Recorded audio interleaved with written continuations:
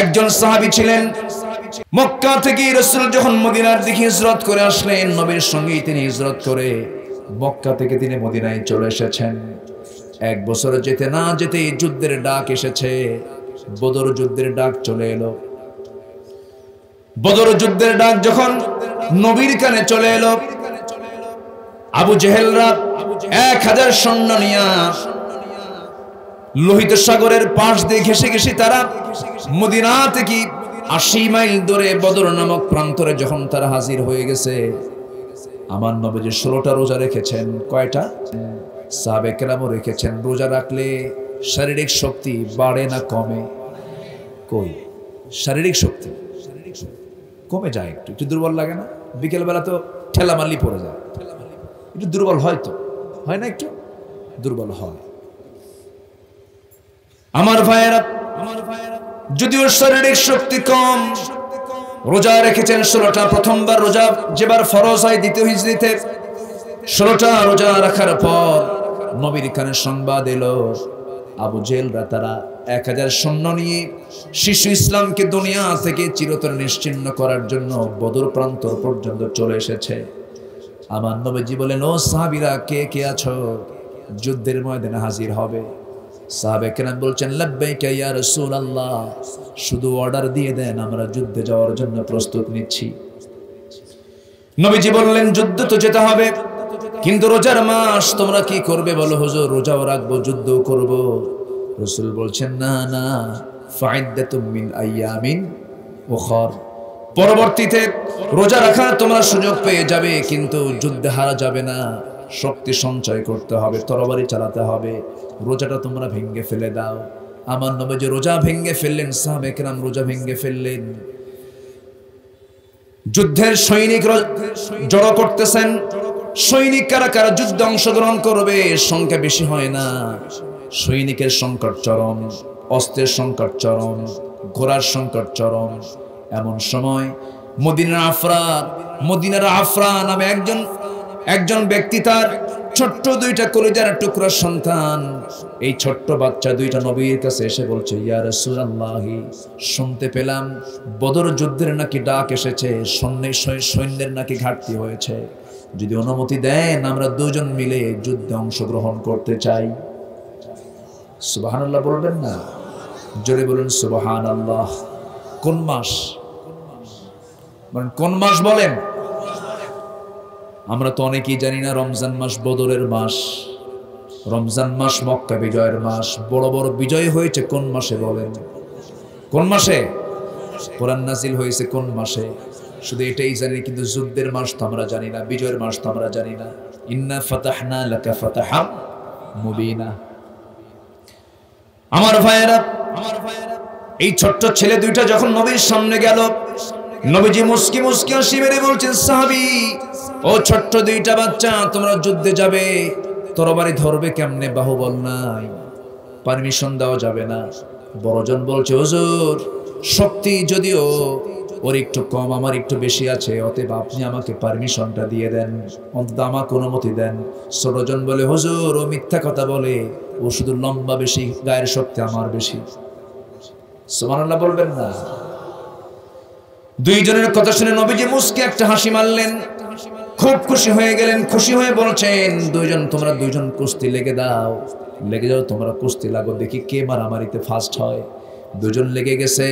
লেগে যাওয়ার পর বড়জন ছোটজনকে নিচে ফেলে দিয়েছে। নিচে ফেলে দেওয়ার সঙ্গে সঙ্গে ছোটজন চোখ টিপি মেরে বড় ভাই কানের মধ্যে মুখ ঢুকায় দিয়ে বলছে, ভাই রে, একসঙ্গে খাই, একসঙ্গে ঘুমাই, একসঙ্গে খেলাধুলা করি, আজকে তুমি যুদ্ধে একা যেতে চাও কেন? তোমার গায়ের শক্তি একটু কমায় দাও, তোমার বুকের উপরে একটাবার উঠে বুঝায় দেই।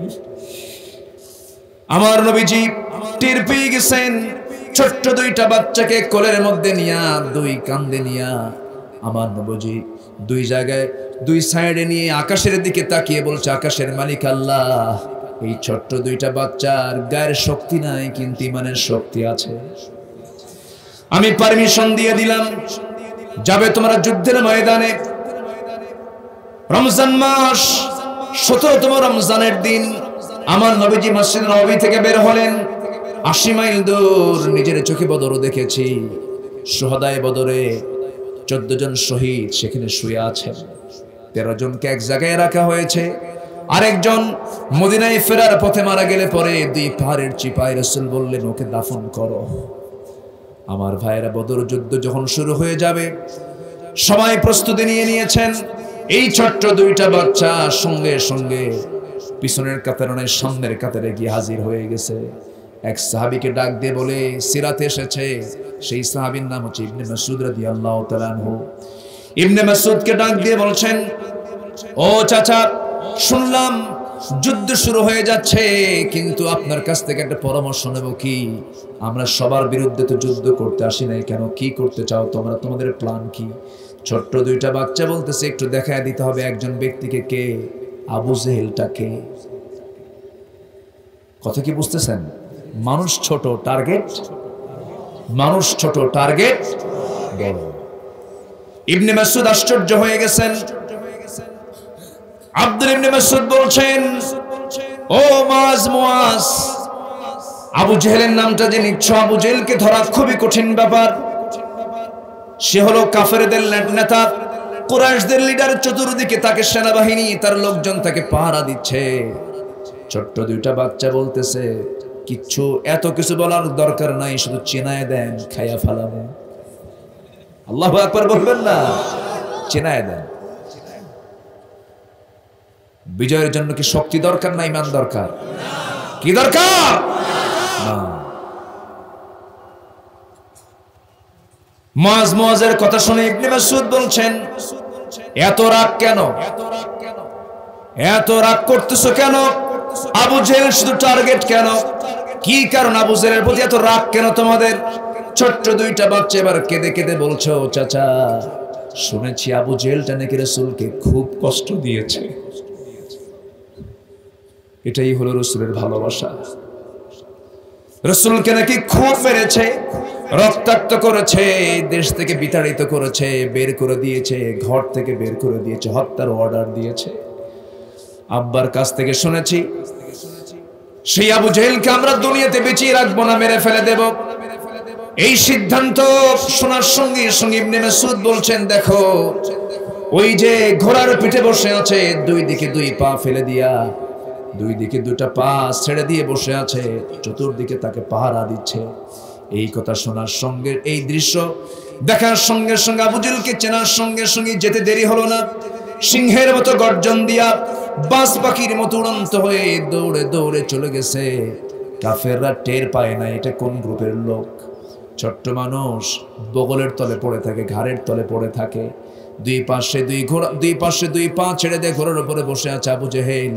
2 পাশে ছোট্ট 2টা বাচ্চা তরবারি নিয়ে দাঁড়ায় আছে, ছোট্ট তরবারি। 2 জন পজিশন ঠিক করে নিয়ে আল্লাহু আকবার আওয়াজ দিয়া সজরে যখন আঘাত করেছে, 2 জন 2টা পায়ে যখন আঘাত করেছে, ইতিহাস লিখছে ওই যে 2টা বাচ্চার তরবারির আঘাতে ওই যে পায়ে আঘাত পেয়ে আবু জেহেল ধরাশয়ী হয়ে জমিনে পড়ে গেছে। আবু জেহেল আর কোমর সোজা করে আর কখনো দাঁড়াতে পারে নাই। জোরে বলি আল্লাহু আকবার, আরো জোরে বলি আল্লাহু আকবার। আমার ভাইরা, কিন্তু ফলাফল কি হলো? আবু জেহেল জমিনে লুটিয়ে পড়ল। বড় ভাই মুআজকে ধরে ফেলে তরবারির আঘাতে পিছন দিক থেকে একজন এসে তার ডান হাতে মেরে দিল। ডান হাতটা চামড়ার সঙ্গে ঝুলতে লাগলো। বাম হাতে চট করে তরবারি উঠায় নিলেন। ঝমঝম করে পড়ে যাওয়া তরবারি আবার বাম হাতে তুলে নিয়ে যুদ্ধ চালাতে লাগলেন। কিন্তু ডান হাতের চামড়ার সঙ্গে ঝুলন্ত হাতটা সে বাম হাতে বারবার ধাক্কা খাচ্ছে। তরবারি চালাতে কষ্ট হচ্ছে, অসুবিধা হচ্ছে মনে করে ঝুলন্ত ডান হাতটা বাম পারে তলে রেখে এমন জোরে টান মারলেন, হাতটা ছিটকে পড়ে গেছে। বাম হাতে যুদ্ধ চালালেন। বাম হাতে যুদ্ধ করতে করতে বাম হাতও কেটে ফেলে দিয়েছে, তরবারি পড়ে গেছে। 2টা হাত নাই, যুদ্ধ করবেন কেমনে? ইতিমের মতো সামনে দাঁড়ায় আছে। এক পর্যায়ে কাফেররা গর্দানটা উড়ায় দিয়েছে। দুনিয়া থেকে বড় ভাই দুনিয়া থেকে বিদায় নিলেন। আর গোটা দুনিয়ার সমস্ত মুসলমানকে বুঝায় দিলেন রাসূলকে ভালোবাসতে গিয়ে, আল্লাহকে ভালোবাসতে গিয়ে, আল্লাহর জমিনে দিন কায়েম করতে গিয়ে হাসতে হাসতে আল্লাহর পথে জীবনটা এমন করেই দিতে হয়। জোরে বলি সুবহানাল্লাহ, আরো জোরে সুবহানাল্লাহ। আমার ভাইয়েরা, সেই বদর প্রান্তরে যুদ্ধ চলতেছে। উবাইদ ইবনুল জাররাহ রাদিয়াল্লাহু তাআলা আনহু সামনে দেখতে পেলেন নিজের জন্মদানকারী পিতা জাররাহ সামনে দাঁড়ানো, তরবারি হাতে নিয়েছেন। বাবাকে লক্ষ্য করে ভাবলেন, না না, বাপকে আমি কেমন করে মারি। তরবারিটা গোটায়া দিলেন, কোষবদ্ধ করলেন, ইউটার্ন হয়ে ফিরে আসতেছেন। মনে মনে ভাবতেছেন, আরে বাবার কোলে আমি ছোট্ট থেকে বড় হয়েছি, আমি কেমন করে আঘাত করব, আমি না না আঘাত করব না। কিন্তু পরক্ষণেই ভাবতেছেন, আমার জন্মদানকারী পিতা হতে পারে, কিন্তু সে তো আমার আল্লাহর দুশমন, আমার নবীর দুশমন, ইসলামের দুশমন, মুসলমানদের দুশমন। এই কথা চিন্তা করে বাপকে বাপ না মনে করে আবার তিনি তরবারিটা কোষমুক্ত করলেন। বাবার সামনে গিয়ে দাঁড়ালেন। বাবার সামনে দাঁড়ায়া তরবারির এক আঘাতে বাপকে বাপ না মনে করে, শিরকের প্রতীক মনে করে গর্দান বরাবর তরবারি হাঁকায়া দিলেন। মস্তকটা ছিটকে পড়ে গেল। সাহাবীদের মধ্যে সবে আল্লাহু আকবার ধ্বনিতে আকাশ বাতাস উচ্চকিত করে ফেলল। নিজের হাতে নিজের বাপকে দুনিয়া থেকে বিদায় করলেন। মুসলমানদের বিজয় হয়ে গেছে। মুসলমানদের বিজয় যখন নিশ্চিত হয়ে গেছে, সবার মুখে আনন্দ, কিন্তু ওবায়দার কান্না থামে না। ওবায়দার কান্না থামে না। রাসূল বলছেন, ও সাহাবীরা, আমার ওবায়দা কান্নাকাটি করে কেন? কি হয়েছে হুজুর? ওবায়দার বাপ মারা গেছে যুদ্ধে আজকে। রাসূল বলছেন, ওবায়দার বাপকে তোমরা কে মেরেছো? কে মেরেছে বলো? হুজুর, আমরা কেউ মারি নাই, ওবায়দা নিজেই তার বাপকে দুনিয়া থেকে বিদায় করে দিয়েছে। রাসূল সঙ্গে সঙ্গে বলছেন, ওবায়দা রে, আমার দিকে চলে আয়, আমার বুকের মধ্যে আয়, আল্লাহর 8টা জান্নাত তোর জন্য অপেক্ষা করতেছে। বাপ বাপ প্রিয় না আল্লাহ প্রিয়? ভাই প্রিয় না আল্লাহ প্রিয়? পৃথিবীর সকল কিছুর চাইতে বেশি ভালোবাসবো আমরা কাকে? উহুদের ময়দানে সবচেয়ে বেশি রক্তাক্ত হয়েছেন মুহাম্মদ সাল্লাল্লাহু আলাইহি ওয়াসাল্লাম। সবচেয়ে বেশি রক্ত ঝরিয়েছেন আমার নবীজি। বদর উহুদের প্রান্তরে আমার নবীজিকে যখন ধরে সাহাবে কেরাম নিয়ে উহুদ পাহাড়ের উঁচু চূড়ায় যখন তাকে রাখা হলো, নবীজির কপালের মধ্যে লোহা বিদ্ধ হয়ে আছে, গালের মধ্যে শিরস্ত্রাণে লোহা ঢুকে আছে। সেই লোহাগুলো কেউ বের করতে পারে না। কে বের করবে? কে বের করবে? ওবায়দা, সে যে ওবায়দা বদর যুদ্ধে বাপকে হত্যা করেছিলেন, সে ওবায়দা নবীর পাশে গিয়ে আস্তে করে বসলেন। বসে মাথার বিদ্ধ সেই লোহাটা দেখে ভাবলেন, কেমন করে টান দিয়ে এটাকে বের করা যায়? রাসূল তো কষ্ট পাচ্ছেন। লোহায় হাত দিলেন, লোহা বের হয় না। টান দিলে নবীজি উহ শব্দ করেন, নবীজি কষ্ট পান। এবার তিনি ভাবলেন, আস্তে আস্তে টান দিলে এটা বের হবে না, কেমন করে টান দেব? চট করে দাঁতটা লাগায় দিলেন। সামনের দুটি দাঁত লাগায় দিয়ে এমন জোরে টান মারলেন, এক টানে লোহা বের হলো, কিন্তু সামনের দাঁত দুটা ভেঙে গেল। রাসূল বলেছেন, ওবায়দা, আস্তে টান দিলে তোমার হাত, তোমার দাঁতটা ক্ষতি হতো না, দাঁতটা নষ্ট হতো না, এমন করে টান দিলে কেন? ওবায়দা বলছে, হুজুর, দাঁত কেন, কলেজে ছিঁড়ে দেব, আমার কোনো আপত্তি নাই। আমার নবীজি খুব খুশি হয়ে গেলেন। এরপরে নবীজির গালের থেকে লোহার ফলাটা বের করতে নিয়ে একটু টান মারতে নিয়ে ফিনকি দিয়ে রক্ত পড়া শুরু হয়ে গেল। ওবায়দা করলেন কি? রাসূলকে না বলি না দেখায় অঞ্জলি ভরে রক্তগুলো হাতের মধ্যে নিয়া মুখের মধ্যে তুলে তুলে নিচ্ছেন, লুকায়া লুকায়া পান করতেছেন। আমার নবীজি দেখে ফেললেন, ওরে ওবায়দা, তুমি কি খাও, কি পান করছো? হুজুর, আপনার রক্ত আমি কোন জমিনে ফেলবো, কোথায় ফেলবো, জায়গা পেলাম না, এই জন্য আমি আমার পেটের মধ্যে তুলে নিচ্ছি। রাসূল বলেছেন, ওবায়দা রে, তোমার জন্য তোমার দেহটা আল্লাহ তাআলা জাহান্নামের জন্য হারাম করে দিয়েছে। জোরে বলি সুবহানাল্লাহ। নবীর প্রতি মুহাব্বতের দরকার আছে না নাই? আসতে বলবেন না, আছে না নাই? আচ্ছা, আল্লাহর প্রতি মুহাব্বতের দরকার আছে না নাই? এখানে 8টা ভালোবাসার চাইতে বেশি ভালোবাসা দেখাতে বলেছেন আল্লাহ তাআলা 3 জনকে। নাম্বার 1 তিনি কে? আসতে বলেন, নাম্বার 1 তিনি কে? 3 জন। এখানে তিনটা ভালোবাসাকে প্রাধান্য দিতে বলা হয়েছে। 2 জন জন, আরেকটা হলো কাজ, ইবাদত। নাম্বার 1 হচ্ছে আল্লাহ তাআলা, নাম্বার 2 হচ্ছে রাসূল, আর নাম্বার 3 হলো জিহাদিন ফি সাবিলিহি, আল্লাহর রাস্তায় জিহাদ করা। অনেকে বলে এখন নাকি জিহাদ নাই, এখন নাকি কি নাই? জিহাদ এখনো আছে না নাই? আসতে বলবেন না, আছে না নাই? যাদের মুখ থেকে বের হয় যে জিহাদ নাই, ভাববেন মুনাফিক দেখতে ওই রকমই। মুনাফিক দেখতে ওই রকম। কথা কি বলবো আমি? এক সাহাবী এসে রাসূলকে বলেন, ইয়া রাসূলুল্লাহ, আপনি আমাকে একটা আমল শেখাবেন, আমি বেশি আমল করতে পারবো না। কয়টা আমল? একটা আমল। আমার নবীজি তাকে হতাশ করলেন না। নবীজি বললেন, সাহাবী, আমি তোমাকে একটা আমলই শিখায় দিচ্ছি, তুমি একটা আমলই করবে, নাজাত পেয়ে যাবে। হুজুর কি সেটা বলুন। রাসূল বললেন, জীবন আজকে থেকে আর কোনোদিন মিথ্যা কথা বলবা না। আজকে থেকে কখনো মিথ্যা কথা বলবা না। সাহাবী আমলটা নিয়ে চলে গেছেন, নতুন দিন গ্রহণ করেছেন, নতুন ইসলাম তিনি গ্রহণ করেছেন। তার মধ্যে 3টা বদঅভ্যাস ছিল: চুরি করা, জেনা করা, মদ্যপান করা। সকালবেলা নবীর কাছে হাজির হয়েছেন। রাসূল বলছেন, সাহাবী, গত রাতে তুমি কিসের বোতল হাতে নিয়েছিলে? সাহাবী লজ্জা পেয়ে বলছেন, ইয়া রাসূলুল্লাহ, আল্লাহর কসম করে বলি, আজকে থেকে আমি সকল প্রকার নেশার কাজ বন্ধ করে দিলাম, আর কোনোদিন নেশার কাজে যাব না। পরের দিন সকালবেলা হাজির হয়েছেন। রাসূল বলছেন, সাহাবী, গত রাত্রে তুমি কোন ঘরে প্রবেশ করেছো? হুজুর, আল্লাহর কসম করে বলি, আর জীবনে আমি কোনো জেনার কাজে অংশগ্রহণ করব না। পরের দিন আবার হাজির হয়েছেন। রাসূল বলছেন, সাহাবী, গত রাতে তুমি কোন কাজটা করেছো? হুজুর, আজকে থেকে চুরি করা, জেনার কাজ, মদের কাজ সম্পূর্ণ বন্ধ করে দিলাম। এই সাহাবী ভালো হয়ে গেলেন কয়টা আমল করে? কয়টা আমল করে বলে? কি ছেড়ে দেওয়া? তাহলে অবস্থা আমার শেষ হয়ে গেল, এখন বাড়ি চলেন। আসলে কিন্তু আমলের জন্য বেশি কিছু লাগে না, আমলের জন্য বেশি কথা বলতে হয় না। এই জন্য আমরা আজকে যারা বসেছি মাথায় রাখবো, আমরা শুনলাম তো বহু কথা, মানলাম কয়টা? জীবনে বাস্তবায়ন করব কয়টা?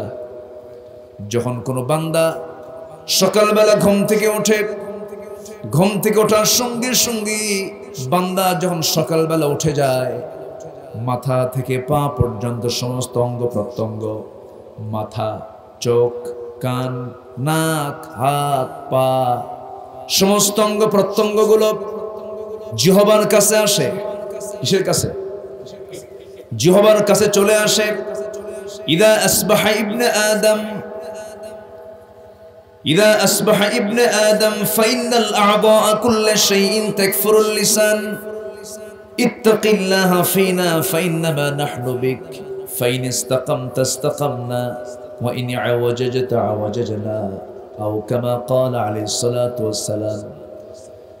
রাসূল বলেন, যখন কোনো বান্দা সকালবেলা ঘুম থেকে ওঠে, সমস্ত অঙ্গ প্রত্যঙ্গগুলো জিহ্বার কাছে চলে আসে, এসে বলে, ও জিহ্বা, তুমি হলো আমাদের দেহের রাজধানী, তুমি হলো সবচেয়ে গুরুত্বপূর্ণ একটি পার্টস, দেহের তুমি গুরুত্বপূর্ণ একটি অংশ। তুমি জিহ্বা, তুমি যদি ঠিক থেকে যাও, আমরাও ঠিক থেকে যাব, আর তুমি যদি ব্যাঠিক হয়ে যাও, আমরাও ব্যাঠিক হয়ে যাব। এই জন্য আমাদের এই জিহ্বা আমাদের কন্ট্রোল করার দরকার আছে না নাই? আসতে বলবেন না, আছে না নাই? জিহ্বা যার কন্ট্রোল থাকবে, ঈমান তার কন্ট্রোল থাকবে। জিহ্বা যার ঠিক থাকবে, জান্নাতও তার ঠিক থাকবে। রাসূল বলেছেন, মান আযমানু লি মা বাইনা লিহইয়াইহি ওয়া মা বাইনা রিজলাইহি আযমানু লাহুল জান্নাহ। যে ব্যক্তি দুই চোয়ালের মধ্যস্থিত বস্তু জিহ্বা, দুই উরুর মধ্যস্থিত বস্তু লজ্জাস্থানের যে হেফাজত করবে, এই দুটো অঙ্গকে যে নিয়ন্ত্রণ রাখবে, হেফাজত করবে, আমি রাসূল নিজে তার জান্নাতের জামিন হয়ে যাব। জোরে বলে সুবহানাল্লাহ। এই জন্য আমাকে আপনাকে এই দুনিয়াতে আল্লাহ তাআলা পাঠিয়েছেন। যে কোনো মুহূর্তে আমি দুনিয়া থেকে বিদায় নিয়ে নেব, আল্লাহর সামনে আমাকে আপনাকে হাজির হতে হবে। সেই জন্য আমল নামাগুলো নিতে চাই বাম হাতে না ডান হাতে? আসতে বলবেন না, বাম হাতে না ডান হাতে? এই জন্য শিক্ষা দরকার, বাম শিক্ষা না ডান শিক্ষা? বলেন কি শিক্ষা দরকার? সবার আগে কি শিক্ষা দরকার? কোরআন শিক্ষা। সবার আগে কি শিক্ষা দরকার? কোরআন শিক্ষা দরকার। কোরআনকে জানতে হবে সবার আগে। আমার বন্ধুগণ, এই দুনিয়াতে আমার আপনার জন্য আল্লাহ তাআলা যত নিয়ামত দিয়েছেন, এর মধ্যে সবচেয়ে শ্রেষ্ঠ নিয়ামত, শ্রেষ্ঠ দয়া করে আল্লাহ তাআলা যেটা দিয়েছেন অন্য কিছু নয়। সূরা রহমান যারা পড়েছি, সূরা রহমানের ভিতর আল্লাহ তাআলা বান্দাকে বারবার প্রশ্ন করছেন একটা আয়াত দিয়ে। যারা পারেন ঠোঁট মিলিয়ে বলুন, ফাবিআইয়ি আলা'i রাব্বিকুমা তুকাযযিবান। তুমি আমার কোন কোন নিয়ামতকে অস্বীকার করবে? সব আমি তোমাকে দিয়েছি। এই সূরাটার নাম কি বলেন? সূরা রহমান। আমার কথা কি বোঝা যায়? সবাইকে আমার কথা বুঝতে পারছেন? কষ্ট হচ্ছে না তো? মাইক আওয়াজ সবার কানে কানে যাচ্ছে তো? কিন্তু আমার কানে একটু আওয়াজ কম মনে হচ্ছে। প্রচুর আওয়াজ আছে। ও আচ্ছা, বক্সটা লাগানো হয়নি, মাইকের আওয়াজটা একটু আমার কানে একটু কম আসছে। সেটিংয়ে বাইরে তো শুনলে হবে না, ভিতরে শুনতে হবে না? আমার কানে তো আগে আসতে হবে। আল্লাহ তাআলা আমার মুখটা দিয়েছেন, কানটাকে দূরে দিয়েছেন না কাছে দিয়েছেন? এই তো সেটিং, তো মাইক সেটিং কেমনে করতে হবে আল্লাহ তাআলা বডি দিয়েছে। আমার কানে তো আগে শুনতে হবে। এটা আমার কানে পর্যাপ্ত আওয়াজটা আমি পাচ্ছি না। এখন আমার কানের সমস্যা না মাইকের সমস্যা আল্লাহ জানে। আমার ভাইয়েরা,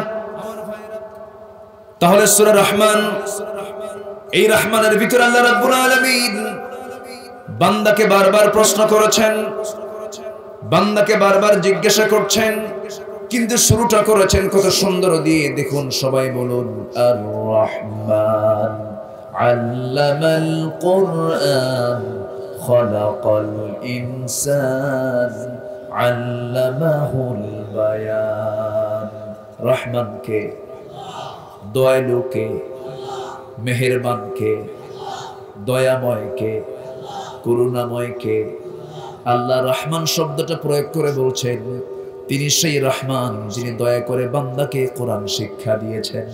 প্রথমেই কোরআন টানলেন, কারণ কোরআন হলো এমন একটা কিতাবের নাম, সব তথ্য কোথায় আছে? জান্নাতের ঠিকানা আছে না নাই? পৃথিবীর কোনো বইয়ে পাবেন নাকি? জান্নাতের কোনো কথা কোনো বই আছে নাকি? কোন বই আছে? এই বই আছে। আমি তো যতটুকু বুঝতে পেরেছি কোরআনটা আমার ক্ষুদ্র মস্তিষ্কে পড়ে যতটুকু বুঝতে পেরেছি, এই কোরআনটা যদি কেউ ভালো করে পড়তে পারে, জান্নাতের টোটাল চিত্র আল্লাহ তাআলা এখানে বাস্তবে রূপ দিয়েছেন। সব কথা আল্লাহ তাআলা জান্নাতের বর্ণের মধ্যে দিয়ে দিয়েছেন। যদি কেউ জাহান্নামের চিত্র দেখতে চায়, কোরআন নামক আয়নায় চোখ রাখলে জাহান্নামের চিত্র দেখতে পাবে। মানুষ না দেখলে তো ভয় পাবে না, মানুষ না পড়লে তো ভয় পাবে না। এই জন্য হাল ইয়াস্তাবিল আ'মা ওয়াল বাসীর, অন্ধ আর যে চোখে দেখে কখনো সমান হতে পারে না। এই জন্য আল্লাহ তাআলা প্রথম মানুষকে বানিয়েছেন, এই পৃথিবীতে পাঠিয়েছেন মূর্খ করে না জ্ঞানী করে? বলেন, আমাদের আব্বাকে, আমাদের আব্বাকে, আমাদের বাপের ভিটা কোথায়? টেকুয়া। আমাদের বাপের ভিটা কোথায় বলেন? জান্নাত। আমরা জান্নাত থেকে খাবার খেয়ে আসছি, আলহামদুলিল্লাহ বলেন। আমরা আবার জান্নাতে গিয়ে আবার খাবার খাবো। জোরে বলি ইনশাআল্লাহ, আর জোরে বলি ইনশাআল্লাহ। পৃথিবীর প্রথম মানুষটা জ্ঞানী মানুষ। শুধু জ্ঞানী না মঞ্জু ভাই, শুধু জ্ঞানী তিনি ছিলেন না, ও আল্লামা বাবে তাফঈলের শব্দ প্রয়োগ করা হয়েছে, বাবে তাফঈল থেকে এসেছে। ওয়া আল্লামা আদামাল আসমাআ কুল্লাহা। আল্লাহ তাআলা আদম আলাইহিস সালামকে সকল কিছুর নামের শিক্ষা দিয়েছেন। ধানের কত জাত, পাটের কত জাত, চালের কত জাত, এই পৃথিবীর যত সৃষ্টি আছে সমস্ত সৃষ্টির নাম তার একটা একটা করে মুখস্থ ছিল। এরকম জ্ঞানী মানুষ কিয়ামত পর্যন্ত আর কোনোদিন আদমের মতো জ্ঞানী আসবে? আসতে বলবেন না, আসবে? আল্লামা। এখন তো আমাদের 26 ইঞ্চি আল্লামা, কত আল্লামা যে আছে। আমার নামের আগে যে কি লিখছে এখানে আল্লাহই জানে। যা কিছু না আমি তা লিখে দিয়ে বসে থাকি। কিচ্ছু লেখার দরকার নাই, শুধু নামটা লিখলেই তো হয়ে যায়। লকবের ঠেকা মানে লকবের ঠেলায় আসল নাম খুঁজে পাওয়া মুশকিল। আমি কি ভুল বলতেছি? লকব দিয়ে কি করবেন? চৌধুরী কোনো কাজে আসবে না, সরকার কোনো কাজে আসবে না, এমপি মন্ত্রী পরিচয় দিয়ে কোনো লাভ হবে না। কিসের মির্জা, কিসের সৈয়দ, কিসের মোগল, কিসের পাঠান, কোনো কাজ আসবে না। আল্লাহ রাব্বুল আলামিন বলেন, ইন্না খালাকনাকুম মিন যাকারিন ওয়া উনসা ওয়া জাআলনাকুম শুউবান ওয়া ক্বাবাইলা লিতাআরাফু ইন্না আকরামাকুম ইনদাল্লাহি আতকাকুম। জোরে বলুন আল্লাহু আকবার। আমি তোমাদেরকে বানিয়েছি একটা পুরুষ এবং একটা নারী থেকে, আদম এবং হাওয়া থেকে। এরপরে বিভিন্ন গোত্র করেছি, ভাষা করেছি, কেন তোমরা যেন একে অপরকে চিনতে পারো। তবে একটা কথা জেনে রেখে দিও, দুনিয়ার মানুষরা, তোমাদের মধ্যে সেই লোকটাই সবচেয়ে আমার কাছে দামি, যে লোকটা আমি আল্লাহ আমাকে সবচাইতে বেশি ভয় করে, বেশি ভালোবাসে। জোরে বলি সুবহানাল্লাহ। আসতে বলবেন না, কাকে? আল্লাহকে। আদম থেকে আমাদের জন্ম, আমাদের বাপকে, আমাদের বাপ হচ্ছেন নবী। আমাদের বাপকে নবী, শিক্ষিত মানুষ, জ্ঞানী মানুষ। কিন্তু বানরের কিছু বংশধর আমার দেশে বের হয়েছে। বানরের বংশধর, কিসের বংশধর? এই বানরের বংশধররা বলে মানুষ নাকি আগে বানর ছিল। কোরআন কি বলে আর এরা কি বলে? সম্মানিত ভাইয়েরা, ব্যাখ্যা দিচ্ছে ডারউইন, বলতেছে যে এই গাছে গাছে চলতে চলতে বানর ডালের বাড়ি খাইয়া ধাক্কা খাইয়া লেজটা পড়ে গেছে, এরপরে মানুষের রূপ হয়েছে। বলেন তো, এটা কি কোনো সুস্থ মানুষের প্রলাপ না মদ খাওয়ার প্রলাপ? এটা কি মদ খাওয়া ছাড়া এই জাতীয় কথা আসতে পারে? এটা না, বিষয়টা কিন্তু ভিন্ন। বিষয়টা একটু ভিন্ন আছে। আল্লাহ তাআলা বনী ইসরাইলের যে সমস্ত অবাধ্য কিছু লোক ছিল, যারা শনিবারের বিধানকে যারা লঙ্ঘন করেছিল, ইয়াউমুস সাbt, শনিবারের বিধানকে যারা লঙ্ঘন করেছিল, আল্লাহ তাদেরকে ঘৃণিত, লাঞ্ছিত বানরের রূপ দিয়েছিলেন। এটা সবাইকে না, এটা একটা মানে কয়েকটা অংশ, একটা এলাকা জুড়ে বিশেষ কিছু ব্যক্তির উপরে এই আযাব গজবটা এসেছিল। এমন ইতিহাস কোরআনে আছে না নাই? আছে না নাই? সে জাতটা হলো ইহুদি। সে জাতটা কি? ইহুদি। তাহলে ইহুদিদের একটা অংশ কি বানাইছিলেন আল্লাহ? বানর। ডারউইন দেখলো শুধু আমরাই এই তোকমা, এই অভিযোগ, এই লাঞ্ছিত পরিচয় আমরা নেব না, এটা গোটা পৃথিবীর সমস্ত মানুষের উপর এটা চাপায় দেব। তাছাড়া কিচ্ছু না। ওরাও জানে যে এটা মিথ্যা কথা। আল্লাহ তাআলা তাদের উপরে কি করেছিলেন? ওয়ালাকাদ আলিমতুমুল্লাযীনা আতাদাউ মিনকুম ফিস সাবতি ফাকুলনা লাহু কুনু কিরাদাতান খাসিন। জোরে বলুন আল্লাহু আকবার। শনিবারের বিধান যখন লঙ্ঘন করল, আল্লাহ তাদেরকে ধৃত বানরের রূপ দিয়ে দিলেন, ঘরের থেকে বের হতে পারে না। আমার ভাইরা, কিন্তু এর মানে কিন্তু আমরা বানর থেকে আসি নাই। আমাদের আব্বার পরিচয় কি? বলেন, আমাদের আব্বার পরিচয় কি? আদম, হাওয়া। আমরা নবীজাদা। আমরা কি? নবীজাদা। এটা বলার কারণ আছে। কোন এক পীর সাহেবের ছেলে আমার সঙ্গে দেখা, তো ভাবসাব দেখে প্রচন্ড প্রাউড দেখতেছি, আমি অমক পীরজাদা। কি কথা কি বুঝতেছেন?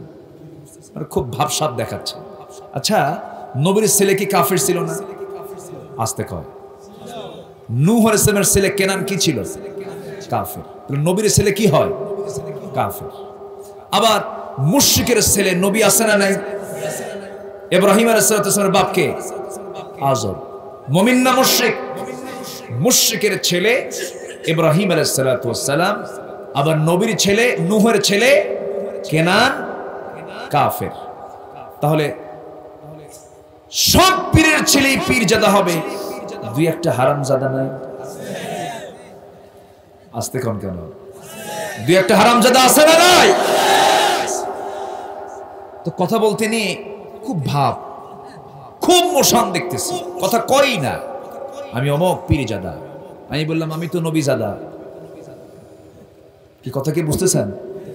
তুমি পীরজাদা, আমি নবীজাদা। আমার দিকে এরকম চোখ বড় করে তাকায় আছে। বললাম এত অহংকার দেখেন কেন?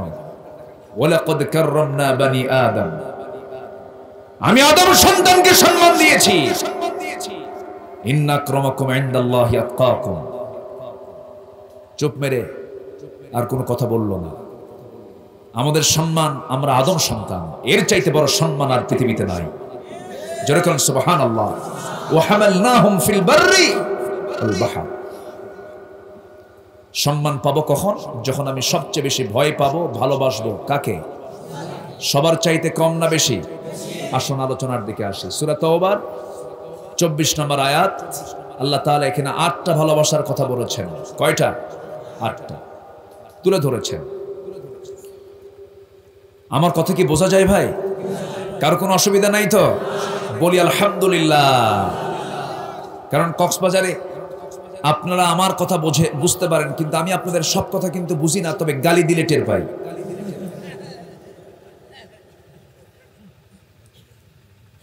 খুব সুন্দর। এলাকার নাম কি? কামসারছে। সব রাজা, কোনো প্রজা নাই এখানে? বলি আলহামদুলিল্লাহ। নামও তো সুন্দর। ও রাজা নাই, রাজা খালি হয়ে গেছে। রাজা ভরা নাই, রাজা খালি না। খালি একটা এলাকার নাম দেয়, বহু খালি আছে না? মহেশখালী, মহাখালী, বাস খালি আছে না নাই? আছে। রাজা খালি খুব সুন্দর, আমার স্মৃতিময় হয়ে থাকবে। বলি আলহামদুলিল্লাহ। তাহলে আমরা সবচেয়ে বেশি মোহাব্বত করব কাকে? আসতে বলবেন না, কাকে? সবার চাইতে কম না বেশি? কিন্তু আল্লাহ আছেন কই? বলেন। ভালো তো বাসবেন আপনি। আল্লাহ আছেন কই? হ্যাঁ বলেন, বলেন কোথায় আছেন তিনি? আপনাদের কি সন্দেহ লাগে নাকি?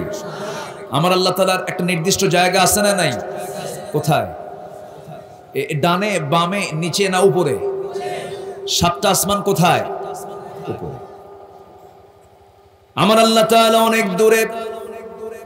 এখন প্রশ্ন হলো, এত দূরে আল্লাহ আছেন, আমি আল্লাহকে সবচাইতে বেশি মহব্বত করব কেমনে? কিন্তু আল্লাহ বলছেন, বান্দারে প্রত্যেক রাতে আমি প্রথম আসমানে চলে আসি। ফিস সামাইদ দুনিয়া আলা মিন মুস্তাগফিরিন ফাগফির লাহ। প্রত্যেক রাত্রে আমি 12টার পর প্রথম আসমানে চলে আসি আর বলি, কোন ক্ষমা প্রার্থী আছো আমার কাছে ক্ষমা চাবে? প্রথম আসমান থেকে সপ্তম আসমান কি কয়েক মাইল নাকি? বহুদূর, বহুদূর। একটু পরিসংখ্যানটা শোনেন, মনোযোগ দিয়ে শুনবেন, একটু মনোযোগ দিয়ে শুনতে হবে। আমরা যে জায়গায় বসে আছি এটা হলো রাজাখালী, পেকু উপজেলার একটা গ্রামের নাম। এই পয়েন্টে আমরা বসে আছি। এই জায়গা থেকে সোজা আমার চোখটা একটু আকাশমুখী যদি করি, চাঁদ থাকলে চাঁদ দেখতে পাবো। চাঁদের পেছনে মিটিমিটি করে জ্বলা জোনাকির মতো কিছু তারকা দেখতে পাবো, খন্ড খন্ড কিছু মেঘ দেখতে পাবো। এরপরে দেখতে পাবো বিশাল আকাশ। দিনের বেলা দেখতে পাবো সূর্য। সে সূর্যটা আমরা দেখতে পাই প্লেটের মতো, জাস্ট এ প্লেট। আমরা দেখছি ছোট্ট সূর্য, কিন্তু সূর্য ছোট না পৃথিবী ছোট? বলেন, সূর্য ছোট না পৃথিবী ছোট? পৃথিবী কই ছোট হলো? আমরা তো শুধু বাংলাদেশ, এইরকম 228টি দেশ মিলে একটা দুনিয়া। এই দুনিয়ার এরিয়া হলো 50 কোটি 10 লক্ষ বর্গ মাইল। 50 কোটি 10 লক্ষ বর্গ মাইলের এরকম দুনিয়া 13 লক্ষ জোড়া দিলে পরে একটা সূর্যের সমান হয়। একটু আসতে বলি সুবহানাল্লাহ। কত লক্ষ দুনিয়া? 13 লক্ষ দুনিয়া জোড়া দিলে পরে একটা সূর্যের সমান হলো। সূর্যটা কত বড়? ওই সূর্যের চাইতে আবার চাঁদের পিছনে মিটি মিটি করে জ্বলা কিছু তারকা আছে। বেটেল জুইস নামে একটা তারকা আছে, সেই তারকা পৃথিবী থেকে মাত্র 33 কোটি গুণ বড়। মাত্র হয়েছে মনে হয়, জোরে বলুন সুবহানাল্লাহ। 33 কোটি গুণ বড় Betelgeuse, supernova, Adhara, Proxima Centauri. পৃথিবীর সবচেয়ে কাছের তারকা হলো প্রক্সিমা সেন্ট্রাই। প্রক্সিমা সেন্ট্রাইটা সবচেয়ে কাছে। সেই কাছের প্রক্সিমা সেন্ট্রাই যদি কেউ যেতে চায়, চাঁদের দেশের মতো, মঙ্গল গ্রহের মতো, মঙ্গল গ্রহে মানুষ গিয়া জায়গা কিনছে। কি কিনছে? দুনিয়া থাকবে না, মঙ্গল গ্রহে চলে গেছে, চাঁদের দেশে সফর করেছে। এরকম করে যদি কোনো আদম সন্তান বলে আমি একটু প্রক্সিমা সেন্ট্রাই যাব, পৃথিবীর সবচেয়ে নিকটবর্তী তারকার দেশে যাব, যদি কেউ যেতে চায়, বর্তমান দুনিয়ার সবচেয়ে দ্রুতগামী নভোযান হলো অ্যাপোলো 11, যার ঘন্টার গতি পার আওয়ার গতি হলো 39,000 কিলোমিটার। 39,000 কিলোমিটার। এই ঘন্টার গতিবেগী যদি কেউ রওনা দিয়ে দেয় সেই নভোযানে চড়ে, সেই পৃথিবীর সবচেয়ে নিকটবর্তী তারকার দেশে তারা যেতে সময় লেগে যাবে 1,15,000 বছর মাত্র। যাবেন কারা কারা? হাত তোলেন তো দেখি। সম্ভব? আসতে বলে সম্ভব। কেউ কি যেতে পারবো আমরা? আল্লাহ তো বহু দূর, কেমনে ভালোবাসবেন আপনি? কি কষ্ট পাচ্ছেন নাকি আপনারা? আমার ভাইয়েরা, সেই তারকা কত দূর! আবার এরকম তারকা একটা দুইটা নয়, আল্লাহ তাআলা এই তারকা এক একটা গ্যালাক্সির মধ্যে রেখে দিয়েছেন 50 বিলিয়ন তারকা। 1 বিলিয়ন সমান 100 কোটি। 100 কোটি এরকম 50 বিলিয়ন তারকা আল্লাহ তাআলা এক একটা গ্যালাক্সির মধ্যে রেখে দিয়েছেন। মহাশূন্যে সব ঘুরতেছে, পরিভ্রমণ করছে। কুল্লুন ফি ফালাকিন ইয়াসবাহুন, নির্দিষ্ট কক্ষপথে তারা পরিভ্রমণ করছে। এই গেল মহাশূন্যের কথা। এরপরে বিশাল আকাশ, এই বিশাল আকাশের উপরে আরেকটা মহাশূন্য আছে, এরপরে আরেকটা বিশাল আকাশ, এরপরে আকাশ, এরপরে মহাশূন্য, এরপরে আকাশ, এরপরে মহাশূন্য।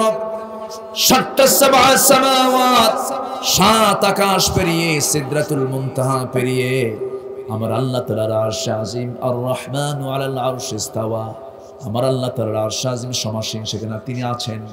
সেখান থেকে তিনি সব কিছু মনিটরিং করছেন। কি মনিটরিং? তার সূক্ষ্ম মনিটরিং। এই যে ক্যামেরা আমাকে দেখতে পাচ্ছে, আমি ক্যামেরাকে দেখতে পাচ্ছি, সব অটো রেকর্ড হয়ে যাচ্ছে। মানুষের সামান্য বুদ্ধি দিয়ে যদি ক্যামেরা তার সমস্ত রেকর্ড করে নিতে পারে, আল্লাহর ক্যামেরা মনে হয় খুবই দুর্বল। আসতে বলবেন না খুবই দুর্বল, না খুবই মজবুত। আল্লাহ বলছেন, বান্দারে আমি তো তোর এমন রব, তোর বাড়িতে যে গাছ লাগিয়েছিস, তেঁতুল গাছ। কি গাছ? তেঁতুল গাছের পাতা কত বড়, ঝিরিঝিরি পাতা। وَيَعْلَمُ مَا فِي الْبَرِّ وَالْبَحْرِ وَمَا تَسْقُطُ مِنْ وَرَقَةٍ إِلَّا يَعْلَمُهَا وَرَقًا। তোমার তেঁতুল গাছের পাতা, তুমি গাছ লাগিয়েছো, তোমার চালের উপরে তেঁতুল গাছের পাতাগুলো, ঝিরিঝিরি পাতাগুলো পড়তেছে।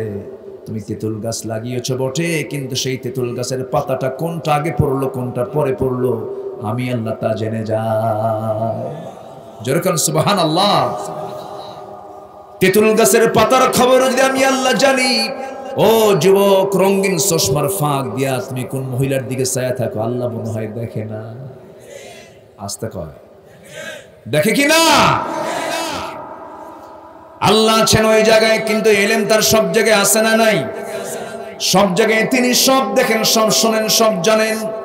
এই জন্য আমরা সবচেয়ে বড় সাক্ষী আমরা আল্লাহকে বানাবো। এই পৃথিবীতে আমার যত বন্ধু বান্ধব, আমরা মনে করি আমার বাপ আপন, কে বলেছে? আমার সন্তান আপন, কে বলেছে? আমার বউ আপন, কে বলেছে? আমার আত্মীয় স্বজন আপন, কে বলেছে? না না, 24 ঘন্টা আমাকে কেউ সার্ভিস দেয় না।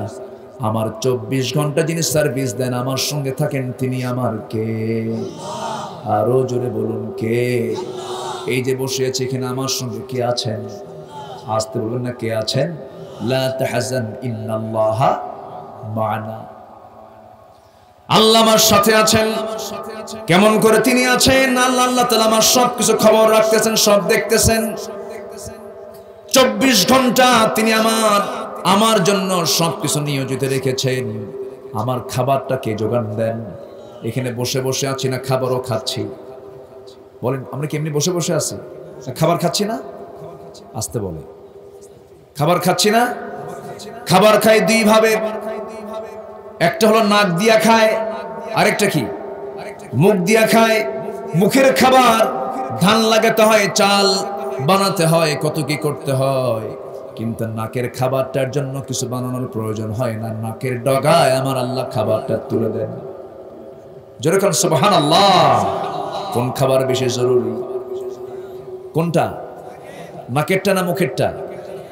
অনেকে কে আল্লাহ আমারে কেমনে খাওয়ায়, নাকটা চেপে ধরবেন। নাকটা কি করবেন? চেপে ধরবেন। নাকের খাবারটা কত জরুরি। আল্লাহ তাআলা ফ্রি করে দিয়েছেন। আল্লাহ তাআলা অক্সিজেনকে ফ্রি করেছেন, সূর্যকে ফ্রি করে দিয়েছেন। আল্লাহ সবকিছু ম্যানেজ করে দিয়েছেন। বান্দা, তোর মাথা থেকে পা পর্যন্ত সম্পূর্ণ অবদানটা আমার। তোর কিডনি আমি চালাই, তোর লিভারটা আমি চালাই, তোর লাংসটা আমি চালাই, তোর চোখটা আমি চালাই। আমার ভাইয়েরা, প্রত্যেকটা পার্টস সব আল্লাহ চালাচ্ছেন।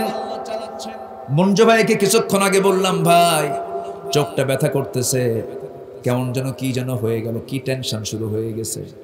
এই চোখের মধ্যে আল্লাহ তাআলা অয়েন্টমেন্ট রেখে দিয়েছেন, মলম রেখে দিয়েছেন। চোখের মধ্যে মলম আছে না নাই? ঘুম থেকে উঠে সকালবেলা চোখের কোনায় কি লাগে? ওগুলি মলম। যেরকম সুবহানাল্লাহ। আবার চোখে কোনো ধুলাবালি পড়লে পরে আল্লাহ তাআলা সঙ্গে সঙ্গে মেশিনে সেট করে দিয়েছেন। পিছন থেকে মেশিন অটোমেটিক চালু হয়ে যায়, পানি বের হয়ে যায়। এই চোখের পানি আর সাধারণ ড্রিঙ্কিং ওয়াটার কখনো সমান নয়। এই চোখের পানির মধ্যে কিছু রয়েছে শ্লেষ্মা, কিছু রয়েছে লবণ, কিছু রয়েছে ইলেকট্রোলাইটের জটিল মিশ্রণ। সুন্দর করে চোখের পানি আল্লাহ তাআলা সেট করে দিয়ে বলছেন, বান্দারে তোর চক্ষুটা নিয়ে মার পেট থেকে এসেছিস, মৃত্যু পর্যন্ত তোর চক্ষুটা আমি আল্লাহ নিজ কুদরতে হেফাজতে রাখি। যেরকম সুবহানাল্লাহ। কার অবদান? আমার বন্ধুকে। চোখ দিয়ে দেখি আমরা, কিন্তু চালানকে। কিডনির সুবিধা পাই আমরা, কিন্তু কিডনি চালানকে। আমার ভাইয়েরা, এই পেকুয়াই তো কোন একটা অফিসে ঢুকলাম কোন দিন যেন, একজন কর্মকর্তা, মনে হয় ব্যাংক কর্মকর্তা, বললেন, হুজুর আমার কিডনিটা অচল হয়ে গেছে, দোয়া করবেন, কিডনি নষ্ট হয়ে গেছে। এই বলেই তিনি হু করে কেঁদে ফেললেন। আমার ভাইয়ের এক একটা পার্টসের কত দাম, অসুস্থ হলে টের পাওয়া যায়। কোটি কোটি টাকার মালিক, কিন্তু কিডনি দুইটা নষ্ট, কোনো লাভ নাই। কার অবদান? কার অবদান? আল্লাহর অবদান। দুইটা কিডনি আল্লাহ তাআলা সুন্দর করে সেট করে দিয়েছেন। যাদের কিডনি নষ্ট হয়, সপ্তাহে একদিন করে তাদের ডায়ালিসিস করতে হয়। ডায়ালিসিস মেশিনের সামনে যেতে হয়, সব রক্তগুলো শরীর থেকে বের করে নিয়ে ডায়ালিসিস করে আবার দেহের মধ্যে ঢুকায় দেয়। কি পরিমাণ কষ্ট, কি পরিমাণ অসুবিধা। আল্লাহ তাআলা সেই ডায়ালিসিস করার জন্য দুনিয়ার ডায়ালিসিস মানুষ বানিয়েছে যার ওজন হলো 100 কেজি করে। আর আল্লাহ তাআলা আমার আপনার যে ডায়ালিসিস করার জন্য যে কিডনি দিয়েছেন, যার ওজন মাত্র হলো 200 গ্রাম। কেউ তো সুবহানাল্লাহ বললেন না। জোরে বলুন সুবহানাল্লাহ। কে দিয়েছেন? আসতে বলবেন না, কে দিয়েছেন? আল্লাহ বলছেন, বান্দারে এই দুনিয়ার সব আমি তোর দেখি, সব আমি তোকে চালাই। বান্দা তুই আমাকে ভুলে যাস কেন? কেউ তো তোর আপন নয়। ভাইরা, এই যে আমরা বসে আছি এই লাইনে, সবাই যে বাঁচবো, শেষ পর্যন্ত থাকবো, তার কি কেউ গ্যারান্টি আমরা দিতে পারবো নাকি? পারবো না। এই মঞ্চে বসে কথা বলতে বলতে বিদায় নিয়েছেন একিউম সিফাতুল্লাহ রাহিমাহুল্লাহ। এই মঞ্চে কথা বলতেই বিদায় নিয়েছেন বড় আল্লাহওয়ালা মানুষরা। কথা বলতে বলতে ঘাড় মটকে পড়ে গেছেন, লাশ হয়ে বাড়িতে পাঠায়া দিয়েছে লাশ। এই মুহূর্তে যদি আমাদের এখান থেকে কেউ মরে যায়, হাজার মানুষ সামনে বসা, কিচ্ছু কি করার উপায় আছে নাকি? কিচ্ছু করতে পারবেন না। শুধু করবেন কি, পেকো উপজেলা স্বাস্থ্য কমপ্লেক্সে একটা হ্যালো দিবেন, ফোন দিয়ে বলবেন তাড়াতাড়ি একটা অ্যাম্বুলেন্স পাঠায় দাও। অ্যাম্বুলেন্সটা চলে আসবে, অ্যাম্বুলেন্স আমার দেহটা নিয়া। সবাই ধরে একটু চোখের পানি ফেলে ফেলে কাঁদবেন। মিয়া উপজেলা স্বাস্থ্য কমপ্লেক্সের সে অ্যাম্বুলেন্সে উঠায়া দিয়া ড্রাইভারকে বলবেন লাশটা বাড়িতে নিয়ে যাও, আত্মীয় স্বজনদের কাছে নিয়ে যাও। কিন্তু আমার আত্মীয় স্বজন এমন, সন্তান স্ত্রী পরিবারজন এমন, আমাকে সামনে লাশ দেখবে কিন্তু কেউ আমাকে আর ঘরের মধ্যে তুলবে না। কেউ কি তুলবে না? কি কেউ তো আমাকে ঘরের মধ্যে তুলবে না। কে বলেছে আমার বাপ আপন? কে বলেছে আমার মা আপন? কে বলেছে আমার ছেলে আপন? কে বলেছে আমার বউ আপন? মরে যাওয়ার সঙ্গে সঙ্গে কেউ আমাকে ঘরে তুলবে? তুলবে না। আমাকে কেউ আপন বলে ডাকবে না। আমার নামটাও চেঞ্জ হয়ে যাবে, নামটা বলে ফেলবে লাশ। আমাকে আব্বা বলেও কেউ ডাকবে না, আমাকে ভাই বলেও কেউ ডাকবে না। ওই বারান্দা তো আমার স্থান হবে না। লাশটা নিয়া একটা কোনায় আড়াল করে চাদর মুড়ি দিয়া চোখের উপরে নিথর দেহটা ফেলে দিয়া কাপড় চোপড় যা সেলাই ছিল কেচি দিয়ে কেটে কেটে খুলে ফেলবে। একজন নিয়ে যাবে দাঁত বাঁশ কাটার জন্য, আরেকজন নিয়ে যাবে কোদাল কবর খনন করার জন্য, আরেকজন যাবে বাজারে সাদা কাপড়ের কাপড় কেনার জন্য। সব কেনাকাটা শেষ, আমাকে গোসলটা দিয়ে দেবে, নিথর দেহটা টেনে হেঁচড়ে জানাজার দিকে নিয়ে চলে যাবি। জানাজার সামনে সবার সামনে লাশটা পড়া থাকবে। জানাজা শেষ হয়ে যাবে, মরা মুখটা একটু দেখে দেখে চলে যাবে, কিন্তু কেউ আমাকে আর ডাকবে না চেয়ারম্যান বলে, কেউ ডাকবে না মাওলানা বলে, কেউ ডাকবে না অমুক ভাই বলে। আমাকে টেনে হেঁচড়ে সেই জায়গা থেকে সব কবরের দিকে নিয়ে যাবে। কবরে শোয়া দেবে, বাঁশ চাপা দেবে, মাটি চাপা দেবে। দিন শেষে কোনো বন্ধু আমার নাই, আমার বন্ধু কেবলমাত্র শুধুমাত্র একমাত্র কে? জোরে বলেন কে? আমরা ধোকায় পড়ে গেছি। ধোকায় বন্ধু কাকে বানানো দরকার, বন্ধু বানায় কাকে? আজান হয়ে যায় হাইয়া আলাস সালাত, আজান হয়ে যায় হাইয়া আলাল ফালাহ, নামাজের কোনো খেয়াল থাকে না, আমরা গাফিল থাকি। আল্লাহ বলছেন বান্দারে সবচেয়ে বেশি শাস্তি দেব যে নামাজ না পড়বে। সবচেয়ে বেশি শাস্তি হবে কার? বেনামাজির। কার? কার বলেন? বেনামাজি। আজকে সেই নামাজের ব্যাপারে কোনো কথা নাই। যে নেতা নামাজের ব্যাপারে কথা বলে না, যে নেতা নামাজ পড়ে না, জুতা মারি তাদের মুখে, ঠিক কি না? যে নেতা তুমি আমাকে জাহান্নাম থেকে বাঁচাতে পারবে না, যে নেতা তুমি আমাকে জান্নাতের রাস্তার পথ দেখিয়ে দিতে পারো না, সেই নেতাকে আমরা মানি না। আজকে সমাজে সবচেয়ে বড় ক্রাইসিস হলো সৎ নেতৃত্বের। আজকে সমাজ শেষ হয়ে গেল। জাতিকে শেখানো হচ্ছে উল্টাপাল্টা। সিলেবাসের মধ্যে অসংখ্য ভুলে ভুলে ভরা, পৌত্তলিকতার এক গন্ধ সিলেবাসের মধ্যে ঢোকানো হয়েছে, ঠিক কিনা বলেন? মুসলমান শিখবে আগে কার পরিচয়? আসতে বলবেন না, কার পরিচয়? আমরা সবার আগে নেব আগে কার পরিচয়? আমার বন্ধুকে, আমার আপনকে, আমার একমাত্র সব সময়ের বন্ধু তিনি কে? কবরে যাওয়ার সময় কে আছেন? কবরে আল্লাহ। সেই কবর থেকে আবার মিজানে যাবেন, পুলসিরাতে যাবেন, হাসরে যাবেন, কিয়ামত শুরু হয়ে যাবে। সেই জায়গাতেও কে বলেন? আল্লাহ তাআলা। আল্লাহ ছাড়া কোনো উপায় নাই, রাসূল ছাড়া কোনো নেতা, আল্লাহ ছাড়া কোনো মাবুদ। এটা যেন ঠিক থাকে, এটা যেন ঠিক থাকে। এই দুটো ঠিক থাকলে আর কি কোনো সমস্যা নাই। আমরা দুটোকে ঠিক রাখবো। জোরে বলি ইনশাআল্লাহ। কষ্ট পাচ্ছেন নাকি আপনারা? আলোচনা চালাবো? জোরে বলি ইনশাআল্লাহ। এত সুন্দর মানুষ। আমি জেলার জরিপে বলছি, গোটা দেশে যত জায়গায় আমি যাই, প্রত্যেকটা জেলাতে আল্লাহ তাআলা আমাকে নিয়েছেন। হয়তো প্রত্যেক থানাতে গিয়েছে, হয়তো প্রত্যেক ইউনিয়নে যাওয়া হয়নি। এদেশের প্রত্যেকটি জেলার প্রত্যেকটি থানায় আমার যাওয়া আছে। তবে আমার জরিপ করে আমি যতটুকু জানি, কক্সবাজারের মতো ভদ্র ধৈর্যশীল শ্রোতা খুব কম আছে। কেউ তো আলহামদুলিল্লাহ কইলেন না। রাগ করছেন নাকি আপনারা? আমি তো খারাপ কিছু কই নাই, ভালো কিছু তো বললাম। বলি আলহামদুলিল্লাহ। নড়চড়া নাই। এত সুন্দর করে মানুষ বসে বসে কথাগুলো শোনে। সেদিন কুতুবদিয়া মাহফিল ছিল আমার, না হলেও শুনলাম কুতুবদিয়ায় নাকি লোক সংখ্যা হলো 1.5 লাখ না কয় লাখ মানুষ। তো মাহফিলে যায় দেখি সব মানুষ মাহফিলে চলে আসছে, প্রায় 50 থেকে 60 হাজার মানুষ নারী পুরুষ মিলে মাহফিল উপস্থিত।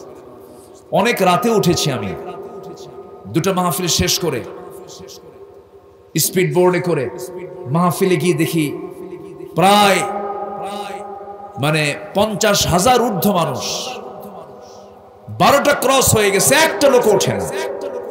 এটা হলো কক্সবাজার। বলি আলহামদুলিল্লাহ, জোরে বলি আলহামদুলিল্লাহ। একটা আলাদা ধৈর্য আল্লাহ তাআলা আপনাদের মধ্যে দিয়েছেন।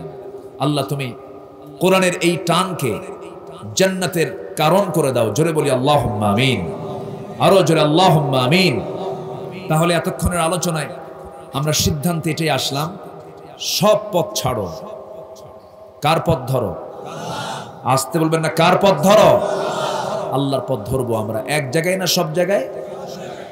সব জায়গায়। আমার ভাইয়েরা, আল্লাহ রাব্বুল আলামিন সূরা তাওবার 24 নম্বর আয়াতে বলছেন, ও দুনিয়ার মানুষ, তোমরা জেনে রেখে দিও তোমাদের বাপ, কুল ইন কানা আবাউকুম ওয়া আবনাউকুম, তোমাদের সন্তান, ওয়া ইখওয়ানুকুম, তোমাদের ভাই, ওয়া আজওয়াজুকুম, তোমাদের স্ত্রী, ওয়া আশিরাতুকুম, তোমাদের আত্মীয় স্বজন, তোমাদের মাল, তোমাদের ব্যবসা, এই মোট 8টা জিনিস, ওয়া মাসাকিনু তারদাউনাহা, এবং তোমাদের মনের চিত্তের খোরাক মিটিয়ে দেয় তোমাদের বাসস্থান, এই প্রিয় ঘর বাড়িগুলো, এগুলোর চাইতে সবচেয়ে বেশি ভালোবাসতে হবে 1 নাম্বার কাকে? আসতে বলবেন না, কাকে? আল্লাহকে। আল্লাহকে 1 নাম্বার ভালোবাসতে হবে। বাবা, ভাই, স্ত্রী, পরিবার পরিজন, আত্মীয় স্বজন, এটাও তোমার ভালোবাসতে হবে, কিন্তু আল্লাহর চাইতে বেশি নয়। এই সমস্ত বিষয়ে বাস্তব কিছু প্রমাণ দেখিয়েছেন সাহাবে কেরামদের জীবন থেকে আমরা শিক্ষা পেয়ে যাব। একজন সাহাবী ছিলেন,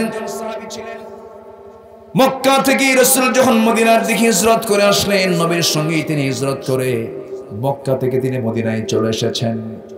1 বছর যেতে না যেতেই যুদ্ধের ডাক এসেছে, বদর যুদ্ধের ডাক চলে এলো। বদর যুদ্ধের ডাক যখন নবীর কানে চলে এলো, আবু জেহেলরা 1000 সৈন্য নিয়া লোহিত সাগরের পাশ দিয়ে ঘেসে ঘেসে তারা মদিনা থেকে 80 মাইল দূরে বদর নামক প্রান্তরে যখন তারা হাজির হয়ে গেছে, আমার নবীজি 16টা রোজা রেখেছেন। কয়টা? সাহাবে কেরামও রেখেছেন। রোজা রাখলে শারীরিক শক্তি বাড়ে না কমে? কই, শারীরিক শক্তি কমে যায়, একটু দুর্বল লাগে না? বিকেলবেলা তো ঠেলা মারলি পড়ে যায়, একটু দুর্বল হয়, তো হয় না? একটু দুর্বল হয়।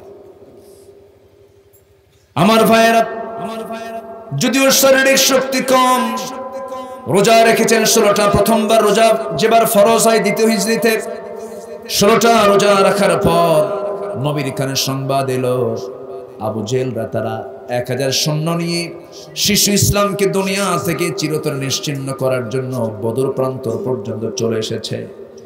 আমার নবীজি বলেন, ও সাহাবীরা, কে কে আছো?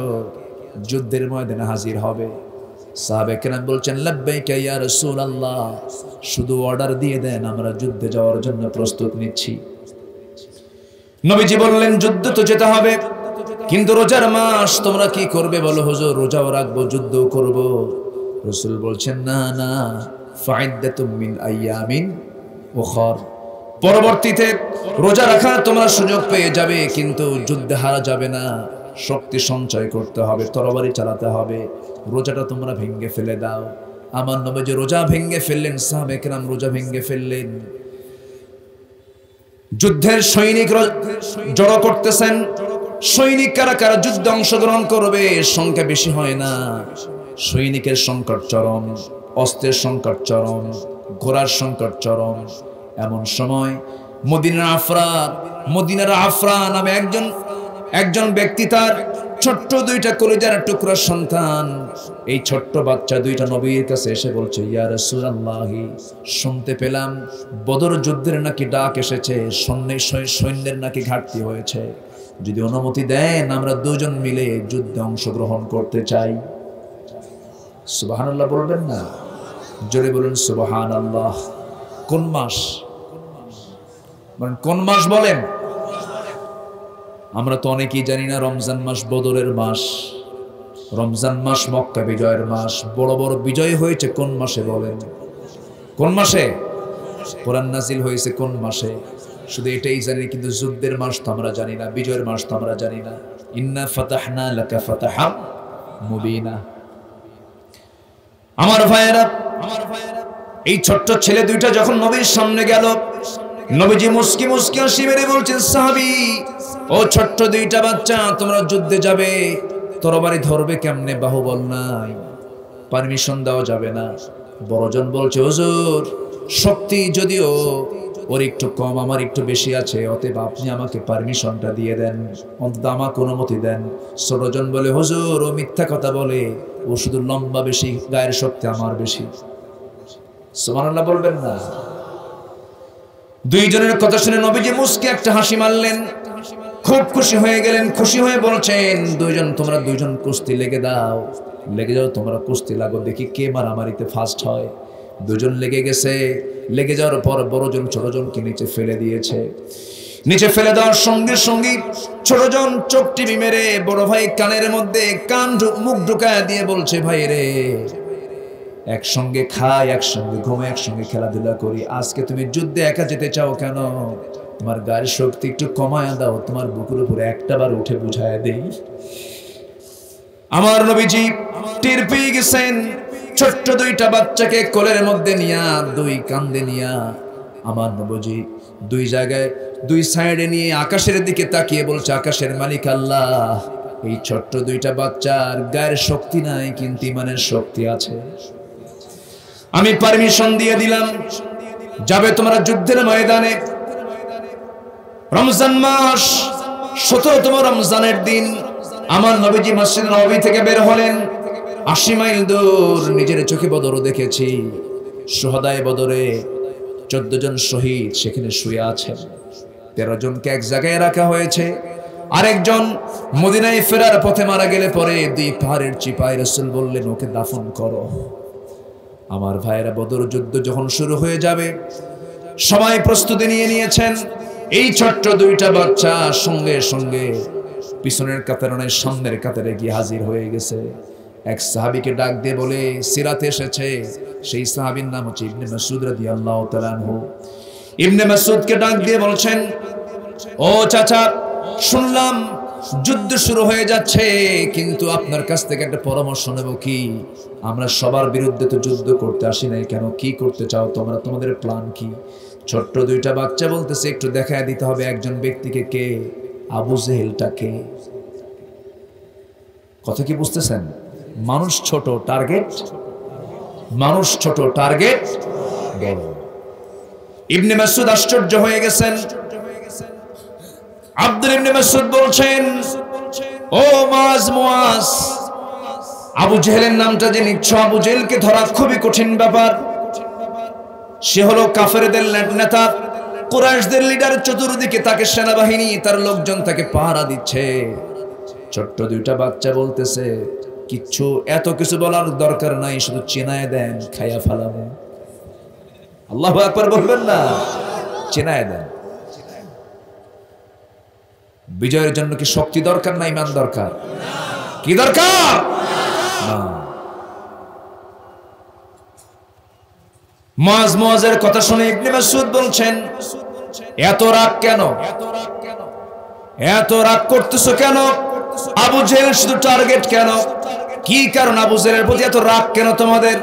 ছোট্ট দুইটা বাচ্চা এবার কেঁদে কেঁদে বলছো, চাচা, শুনেছি আবু জেহেলটা নাকি রাসূলকে খুব কষ্ট দিয়েছে। এটাই হলো রাসূলের ভালোবাসা। রাসূলকে নাকি খুব মেরেছে, রক্তাক্ত করেছে, দেশ থেকে বিতাড়িত করেছে, বের করে দিয়েছে, ঘর থেকে বের করে দিয়েছে, হত্যার অর্ডার দিয়েছে।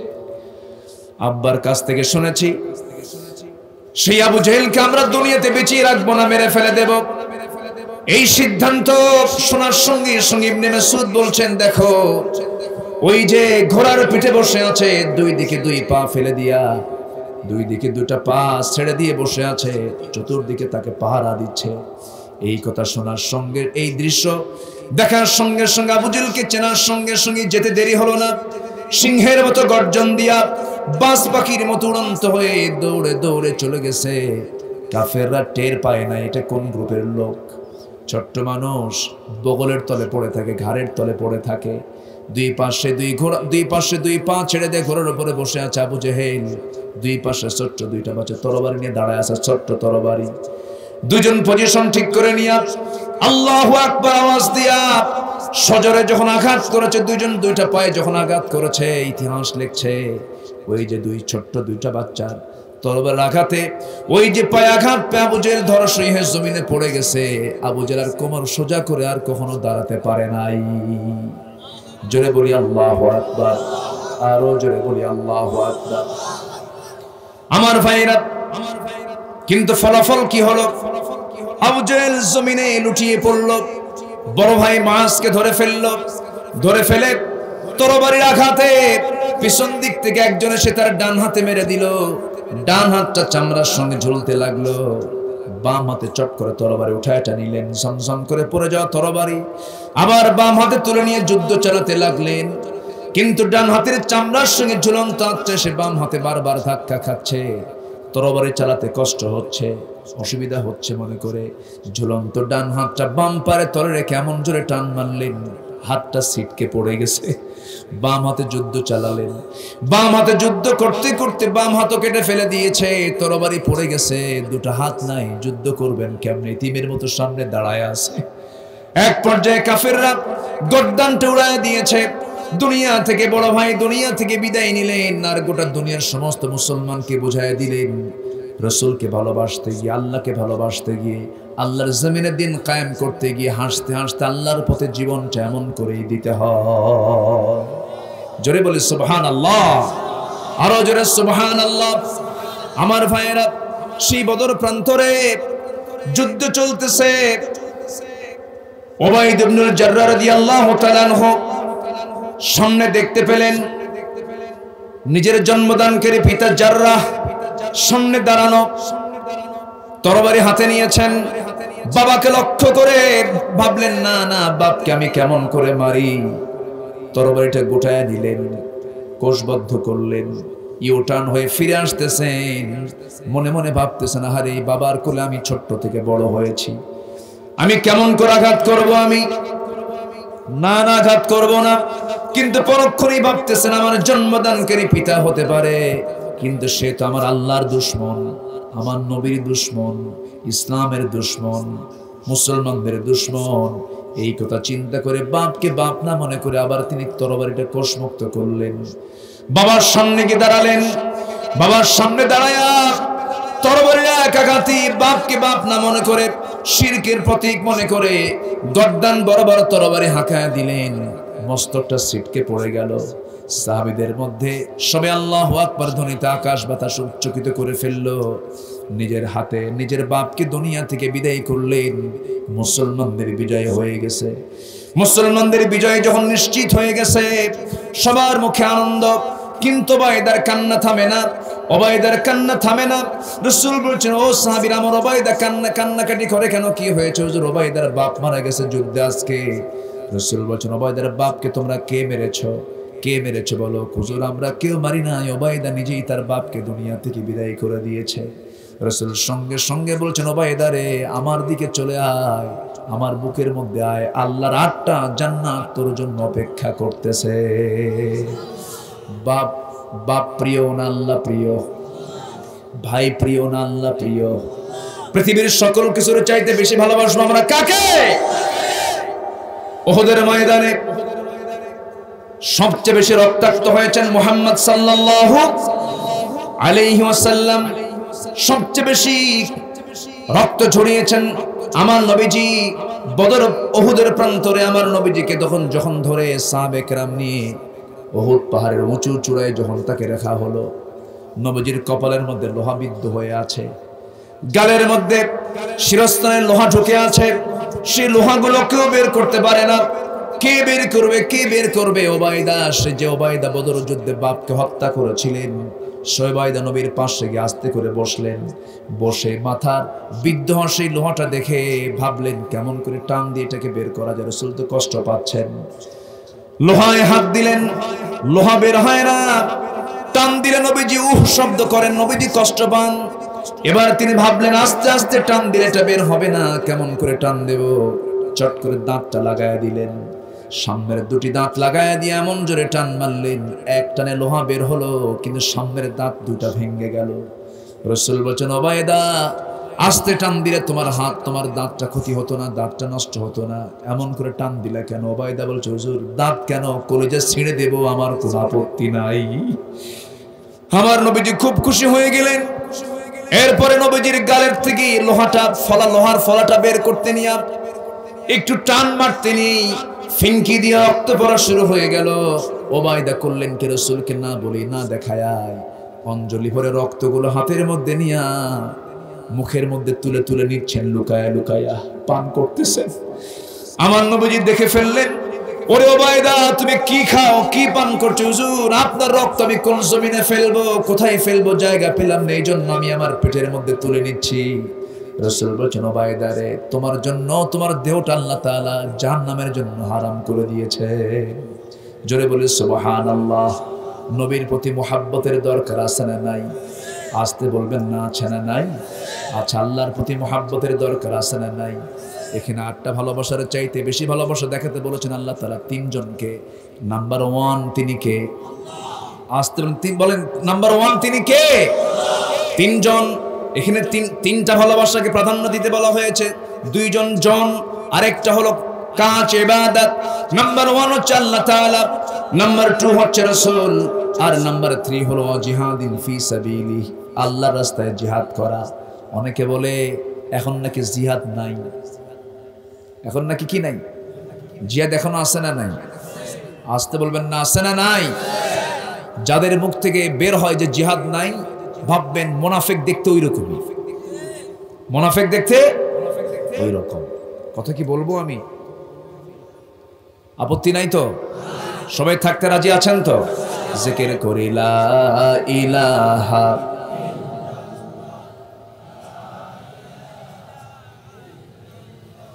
আরো জোরে লা ইলাহা,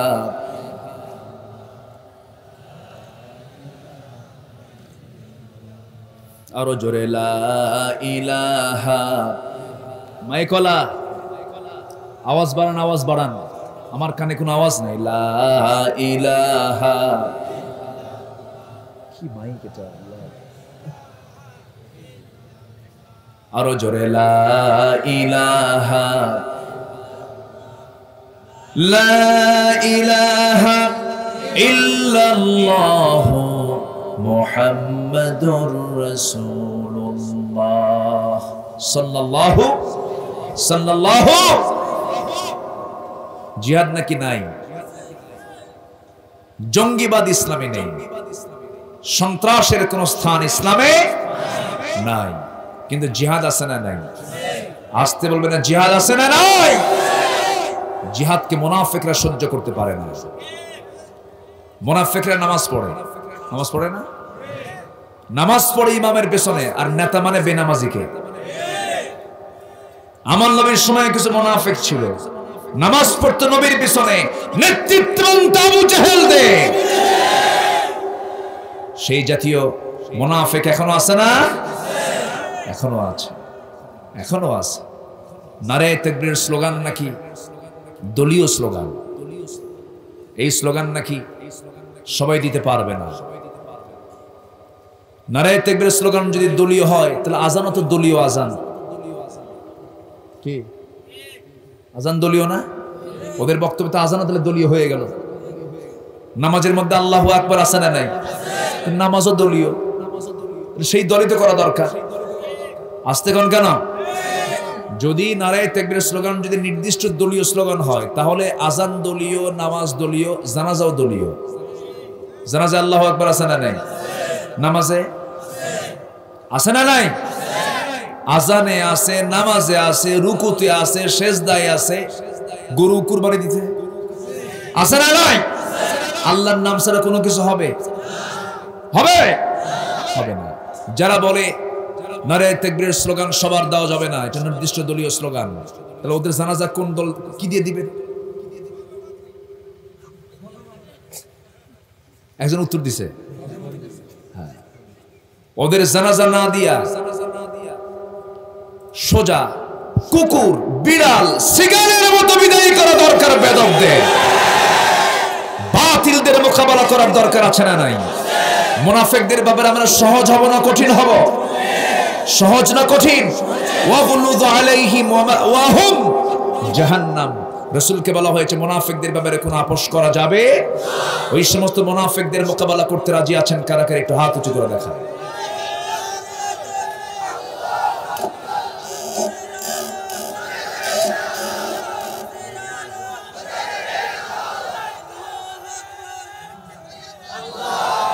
কোরআন আছে যেখানে, আলেম উলামা যেখানে,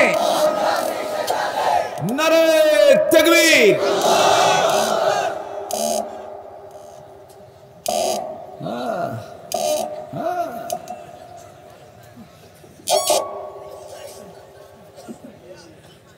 কি যে নিয়ে আসছে এগুলো সব,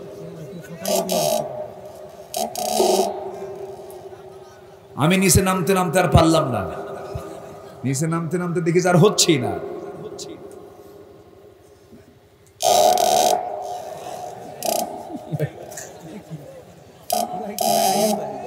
ও দড়ি লাগাইছে, দড়ি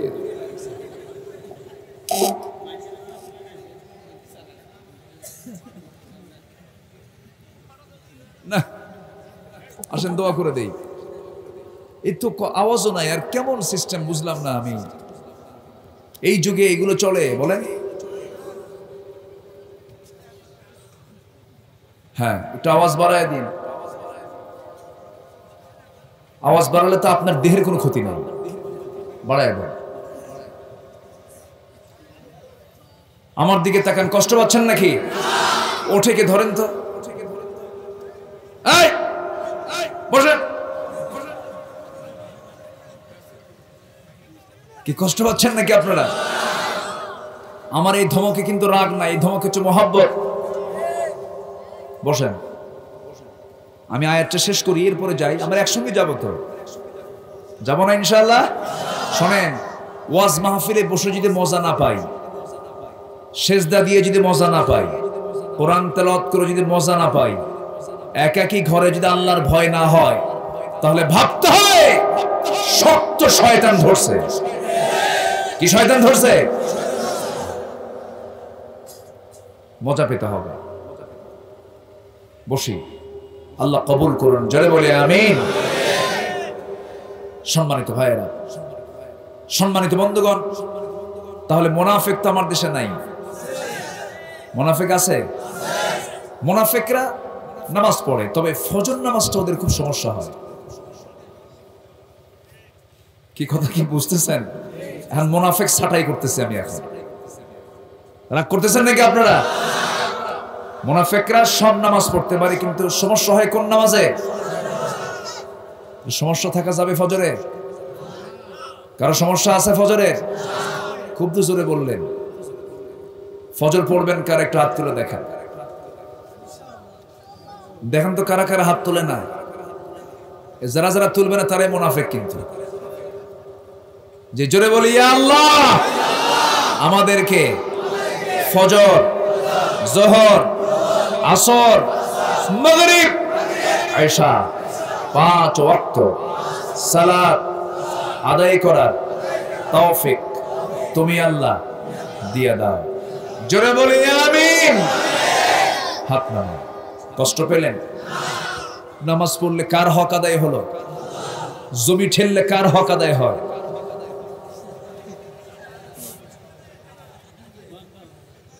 বান্দার হক আদায় হয় না নষ্ট হয়?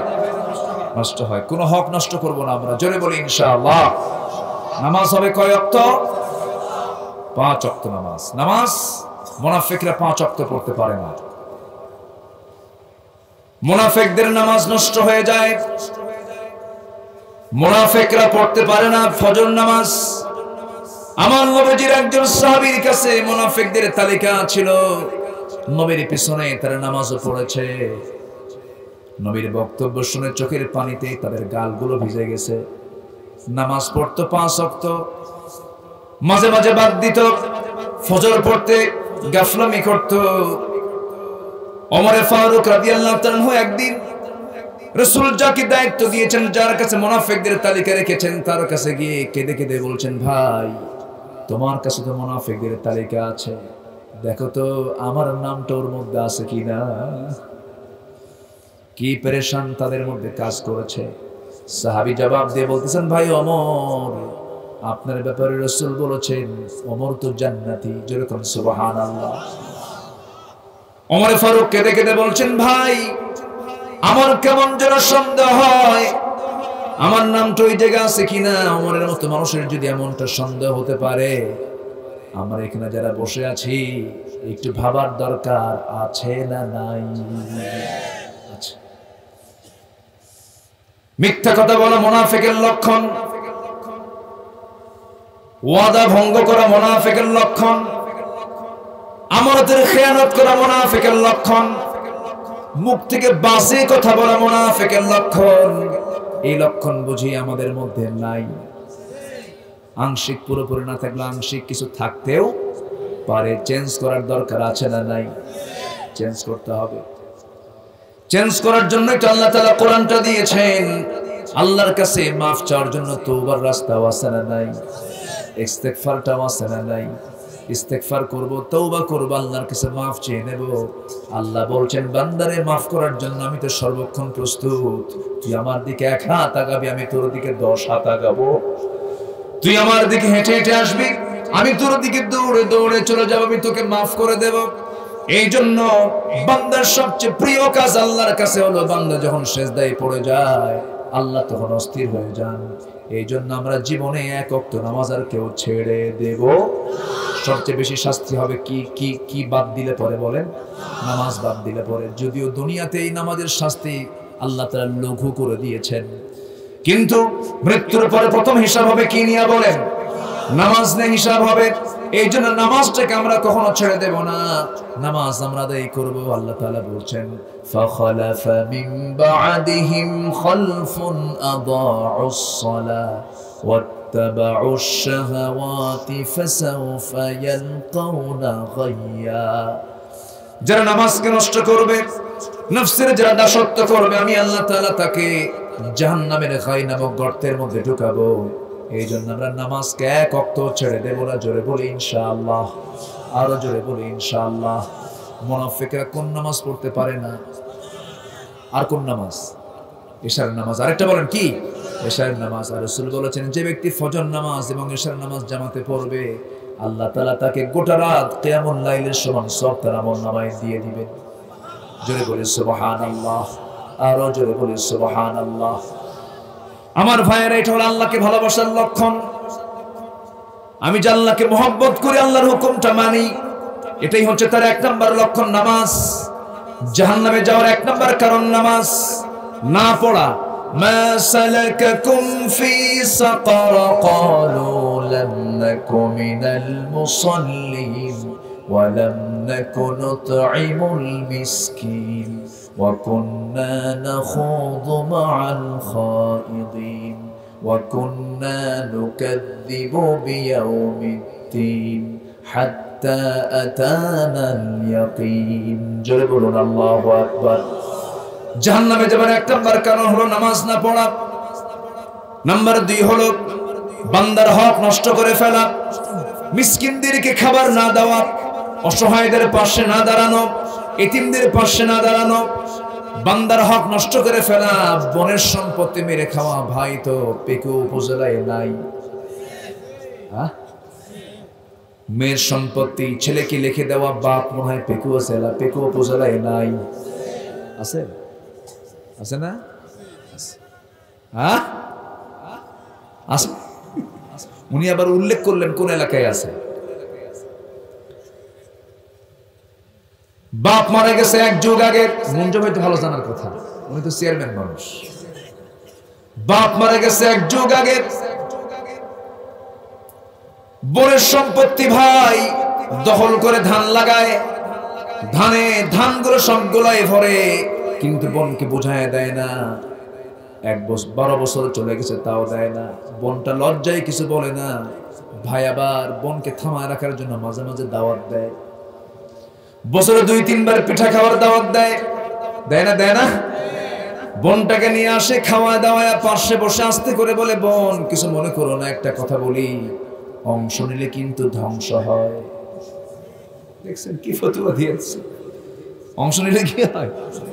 ধ্বংস হয়। এটা কি ফতুয়া কি কোরআন থেকে আসছে না শয়তান থেকে নাজিল হয়েছে? আপনার নামাজ কবুল হবে না,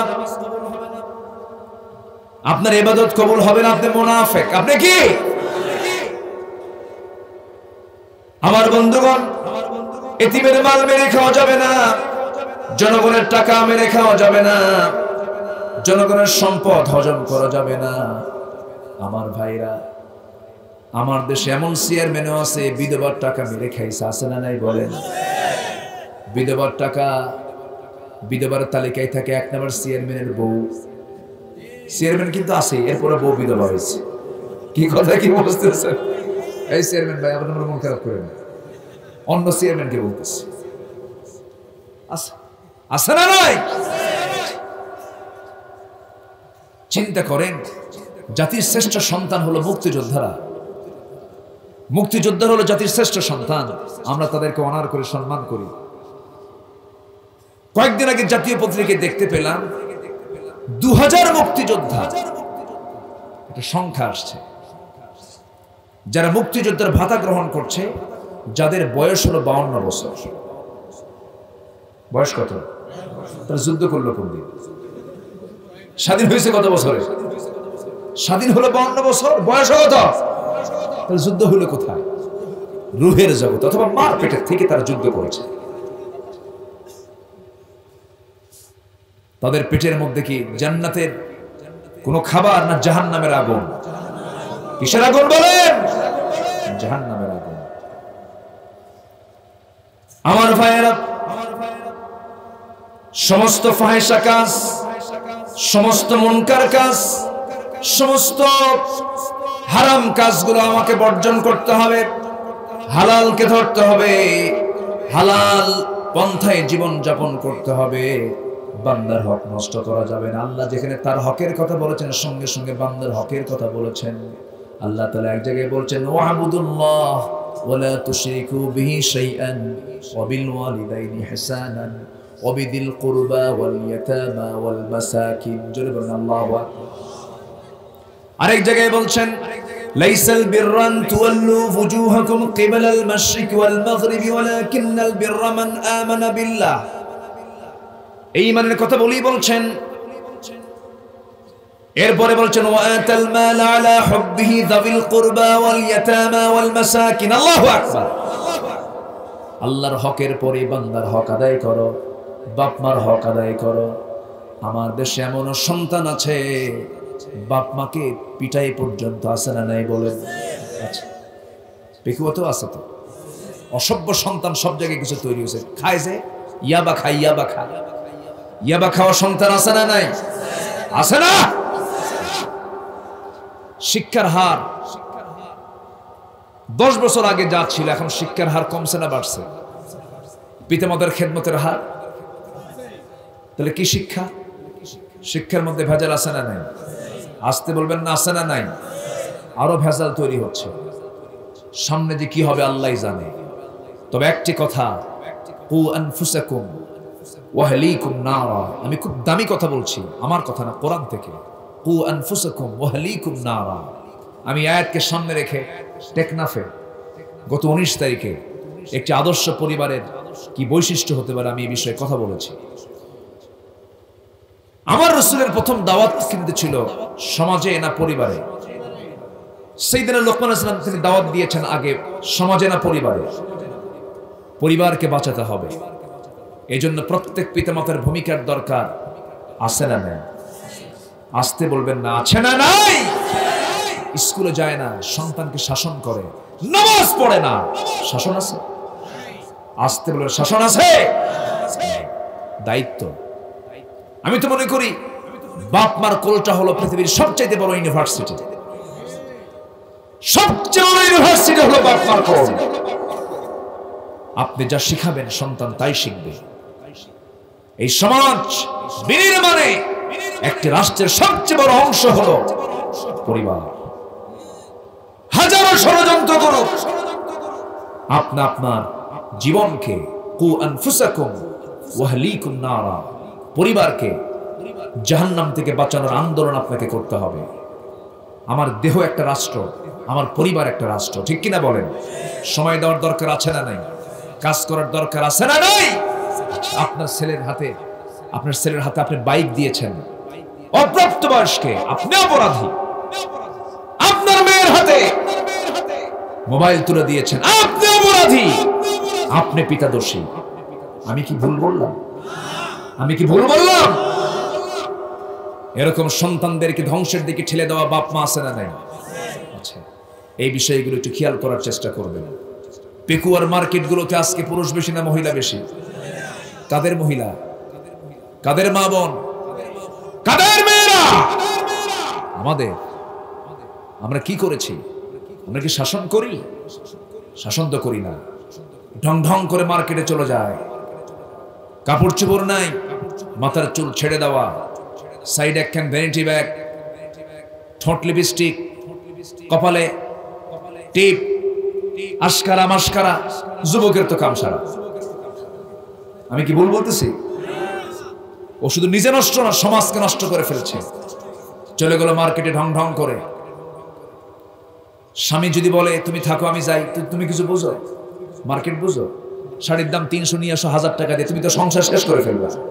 এরকম জাল্লাদ মার্কা কিছু মহিলাও আছে না নাই? আছে। এক ধমক মেরে স্বামীকে কাইদ করে থুয়ে চলে যায় মার্কেটে, আছে না? আছে। দোকানদারের সামনে গিয়ে স্বামীর সামনে ঝাঁকি মেরে কথা কইছে। দোকানদারের সামনে যখন বলতেছে ভাইয়া একটা শাড়ি দেখানো যাবে কি, মানে এত সুন্দর ভাষা, মনে হয় এরকম ভাষার পৃথিবীর কেউ জানে না। দোকানদার তো ভাষা শুনেই একদম মহারোগে আক্রান্ত। কি মহারোগে আক্রান্ত?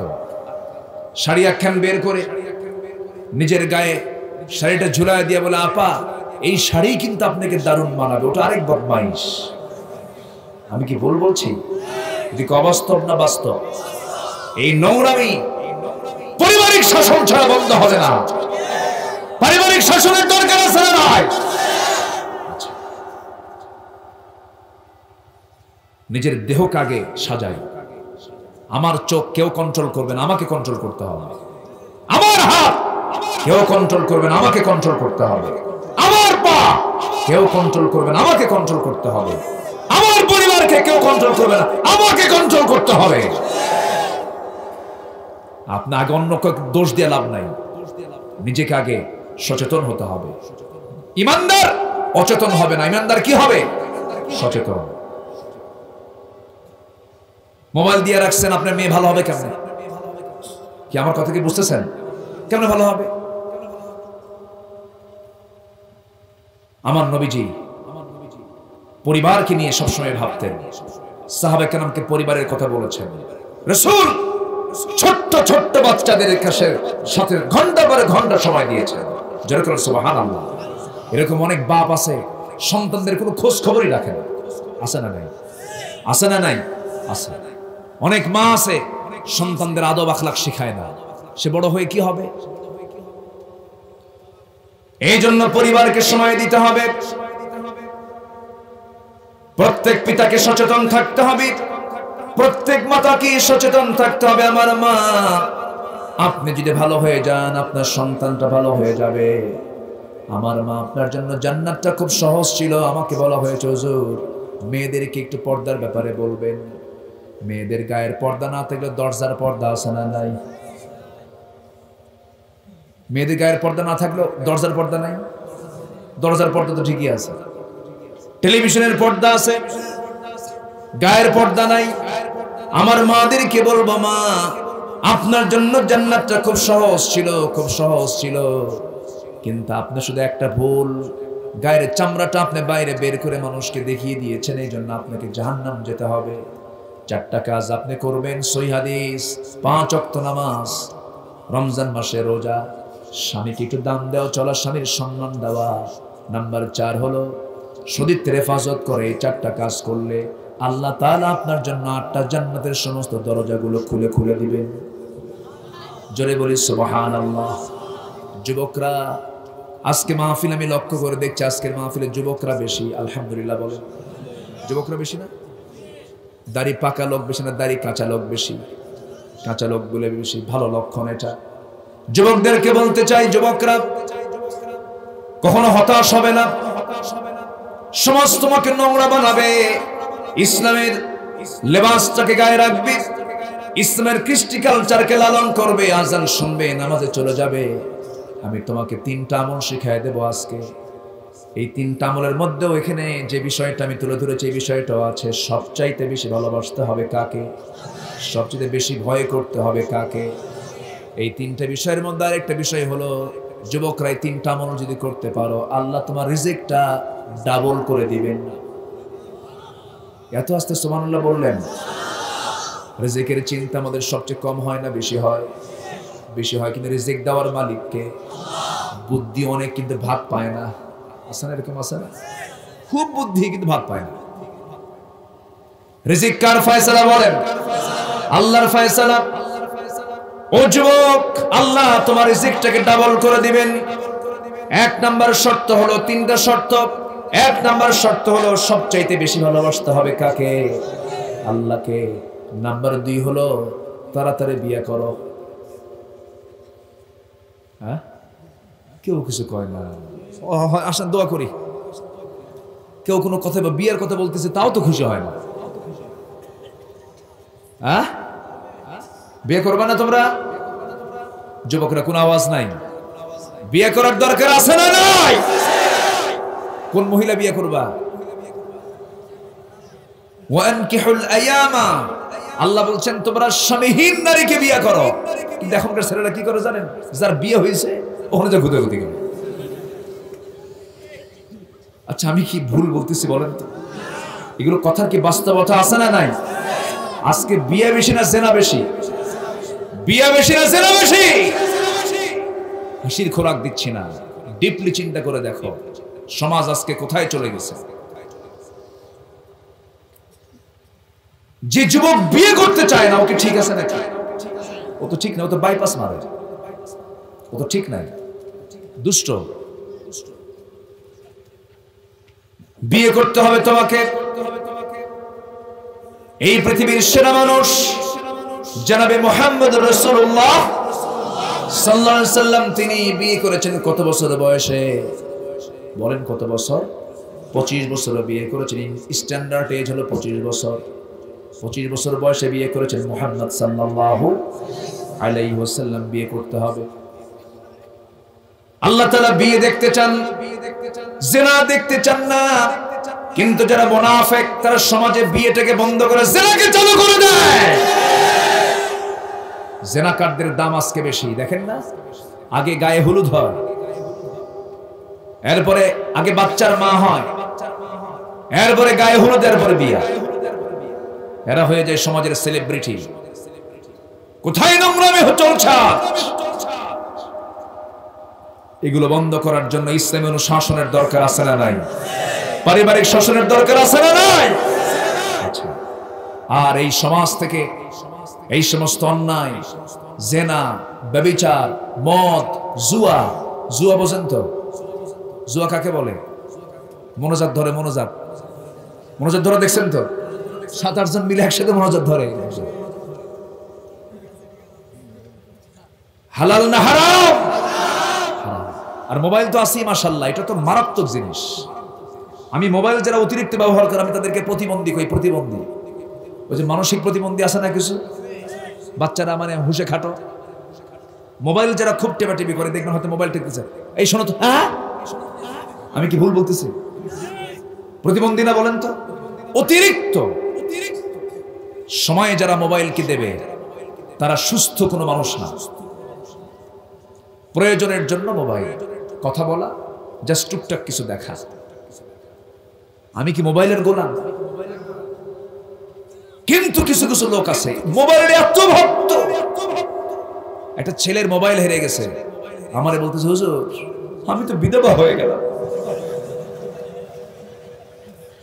কি কথা কি বুঝতেছেন আপনারা?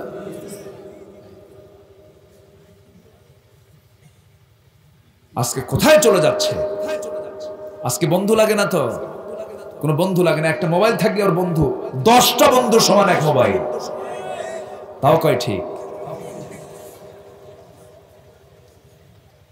কি যুবকরা রাগ করতেছ নাকি?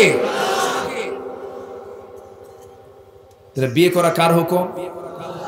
বলেন বিয়ে করা কার হুকুম? রাসূল তার মেয়ে ফাতিমাকে বিয়ে দিয়েছেন, দেন নাই? কি রাসূল যখন তার মেয়েকে বিয়ে দিয়েছেন অপরিণত বয়সে না পরিণত বয়সে? পরিণত বয়সে।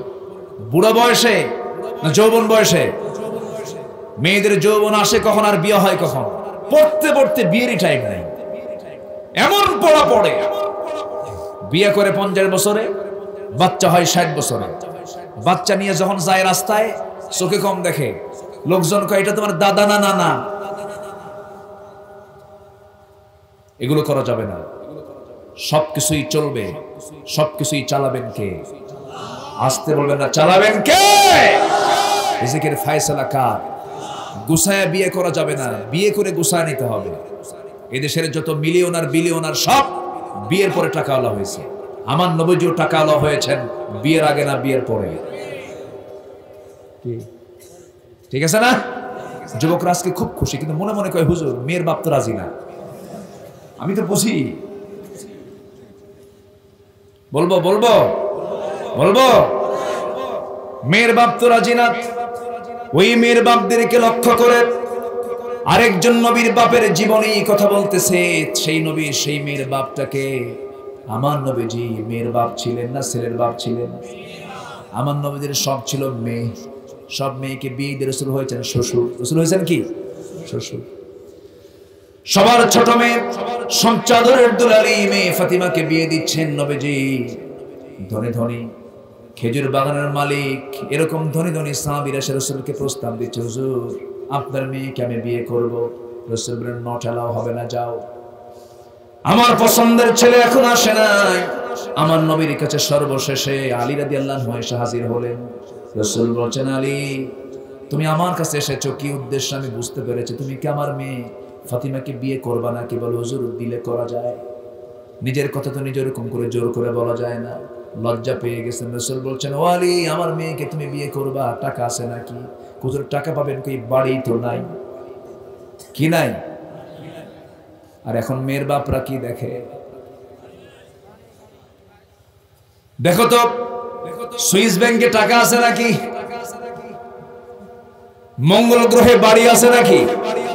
কোন গ্রহে? আমেরিকার সিটিজেন কিনা? ইউরোপে কয়টা ব্যবসা আছে? এতগুলো দেখতে গিয়া আল্লাহ তাআলা যেটা আসল দেখতে বলেছেন সেই দেখার কথা মনেই থাকে না। নামাজ নাই, মদ খাই, শীত হয়ে পড়ে থাকে জামাই, আছে না নাই? বিয়ে শাদী দিয়া যখন অশান্তি হয় তখন আমাদের কাছে এসে বলে হুজুর দোয়া করেন, দোয়া করেন। আমাদের কাছে এসে কি কয়? দোয়া করেন। হুজুর মেয়ের অশান্তি, আমার জামাই ভালো না, এটা দোয়া করেন। মদারু জামাই নিয়ে দোয়া করে লাভ হবে নাকি? তুমি তো গোড়াই ভুল করে ফেলেছ। রাসূল তার মেয়েকে বিয়ে দিলেন, এমন মেয়েকে বিয়ে দিলেন আমার নবীর সবচাইতে কাছের মেয়ে, আদরের দুলালি।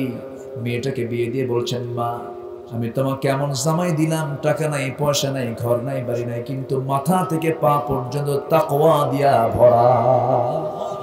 জোরে বলি সুবহানাল্লাহ। আমার নবীজি বলছেন, আলী কিছু টাকা তো লাগবেই, তুমি তো আমার মেয়েকে বিয়ে করবা, মোহরানার টাকা দিতে হবে। দেখো তো কিছু আছে নাকি? হুজুর এই যে তরবারি, এই যে ঢাল, ঢালটা বেচে আসো, ঢাল বেচার টাকায় হবে আমার মেয়ের বিয়ের মোহরানা। সুবহানাল্লাহ বলবেন না? সমর্থ অনুযায়ী মোহরানা ধার্য করা উচিত, সুন্নাহ। আমার নবীজি বিক্রি করার জন্য বললেন, বিক্রি করতে গেছেন ঢাল। ঢাল বিক্রি করতে গিয়া সামনে যিনি কাস্টমার তিনি হচ্ছেন আমার নবীর বড় জামাই ওসমান। বলছেন, আলী তোমার মতো লোকের কি ঢাল বিক্রি করা মানায় নাকি? বিক্রি করতে আসছে কেন? কি হয়েছে? বিয়ে ঠিক হয়েছে, ইমার্জেন্সি ব্যাপার, বিয়ে শাদী করতে হবে, তো টাকা দরকার। কার সাথে? আমার নবীর ছোট্ট মেয়ে ফাতিমার সাথে। ওসমান জিন্নরাইন খুশি হয়ে গেলেন, আমার তো তুমি আত্মীয় হয়ে যাচ্ছ, তুমি আমার ছোট ভাইয়েরা হয়ে যাবে। খুব খুশি হলাম, দাও ঢালটা। কিনে নিলাম। ঢালের টাকা দিয়া ঢাল হাতের মধ্যে নিয়া কয়েক হাত যেতে না যেতে পিছন থেকে ডাক দিয়ে বলছে, আলী তোমাকে এমনি এমনি কি ফেরত দেবো নাকি? না, আমি তোমাকে আগেই অ্যাডভান্স তোমাকে এই ঢালটা গিফট করলাম, যাও নিয়ে যাও। টাকাও নিলেন, ঢালও নিলেন। নবীর কাছে গিয়ে দাঁড়ালেন। রাসূল বলছেন, আলী ঢাল মনে হয় বিক্রি হয় না। হুজুর বিক্রি হয়েছে, এই যে টাকা। ঢাল আবার হাতে কেন? হুজুর ওসমানের কাছে বিক্রি করছেন, ওসমান আবার আমার দিয়ে দিচ্ছে। রাসূল বললেন, লোক আর খুঁজে পাও নাই, আমার আত্মীয়ের মধ্যে আবার আত্মীয়তা করছো। সুবহানাল্লাহ বলবেন না? আমার নবীজি খুশি হলেন। এবার মেয়েটাকে বিয়ে দিলেন। বিয়ে দেওয়ার পর বলছে, মা স্বামীর ঘরে চলে যাবে, আর আমি তোমাকে জানাই দিচ্ছি মৃত্যুর দিন পর্যন্ত স্বামীর যেন কোনো দুর্নাম আমার কানে না আসে। আমি তোমাকে এমন স্বামী দেই নাই।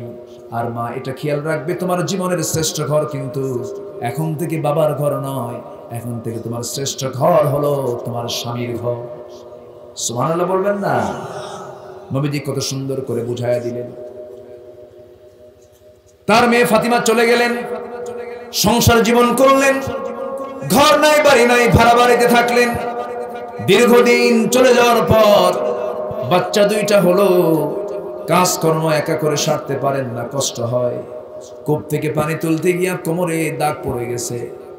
পিসদানি দিয়ে পিষতে পিষতে বিশ্বনবীর দুলালি ফাতিমার হাতে কড়া পড়ে গেছে, দাগ পড়ে গেছে।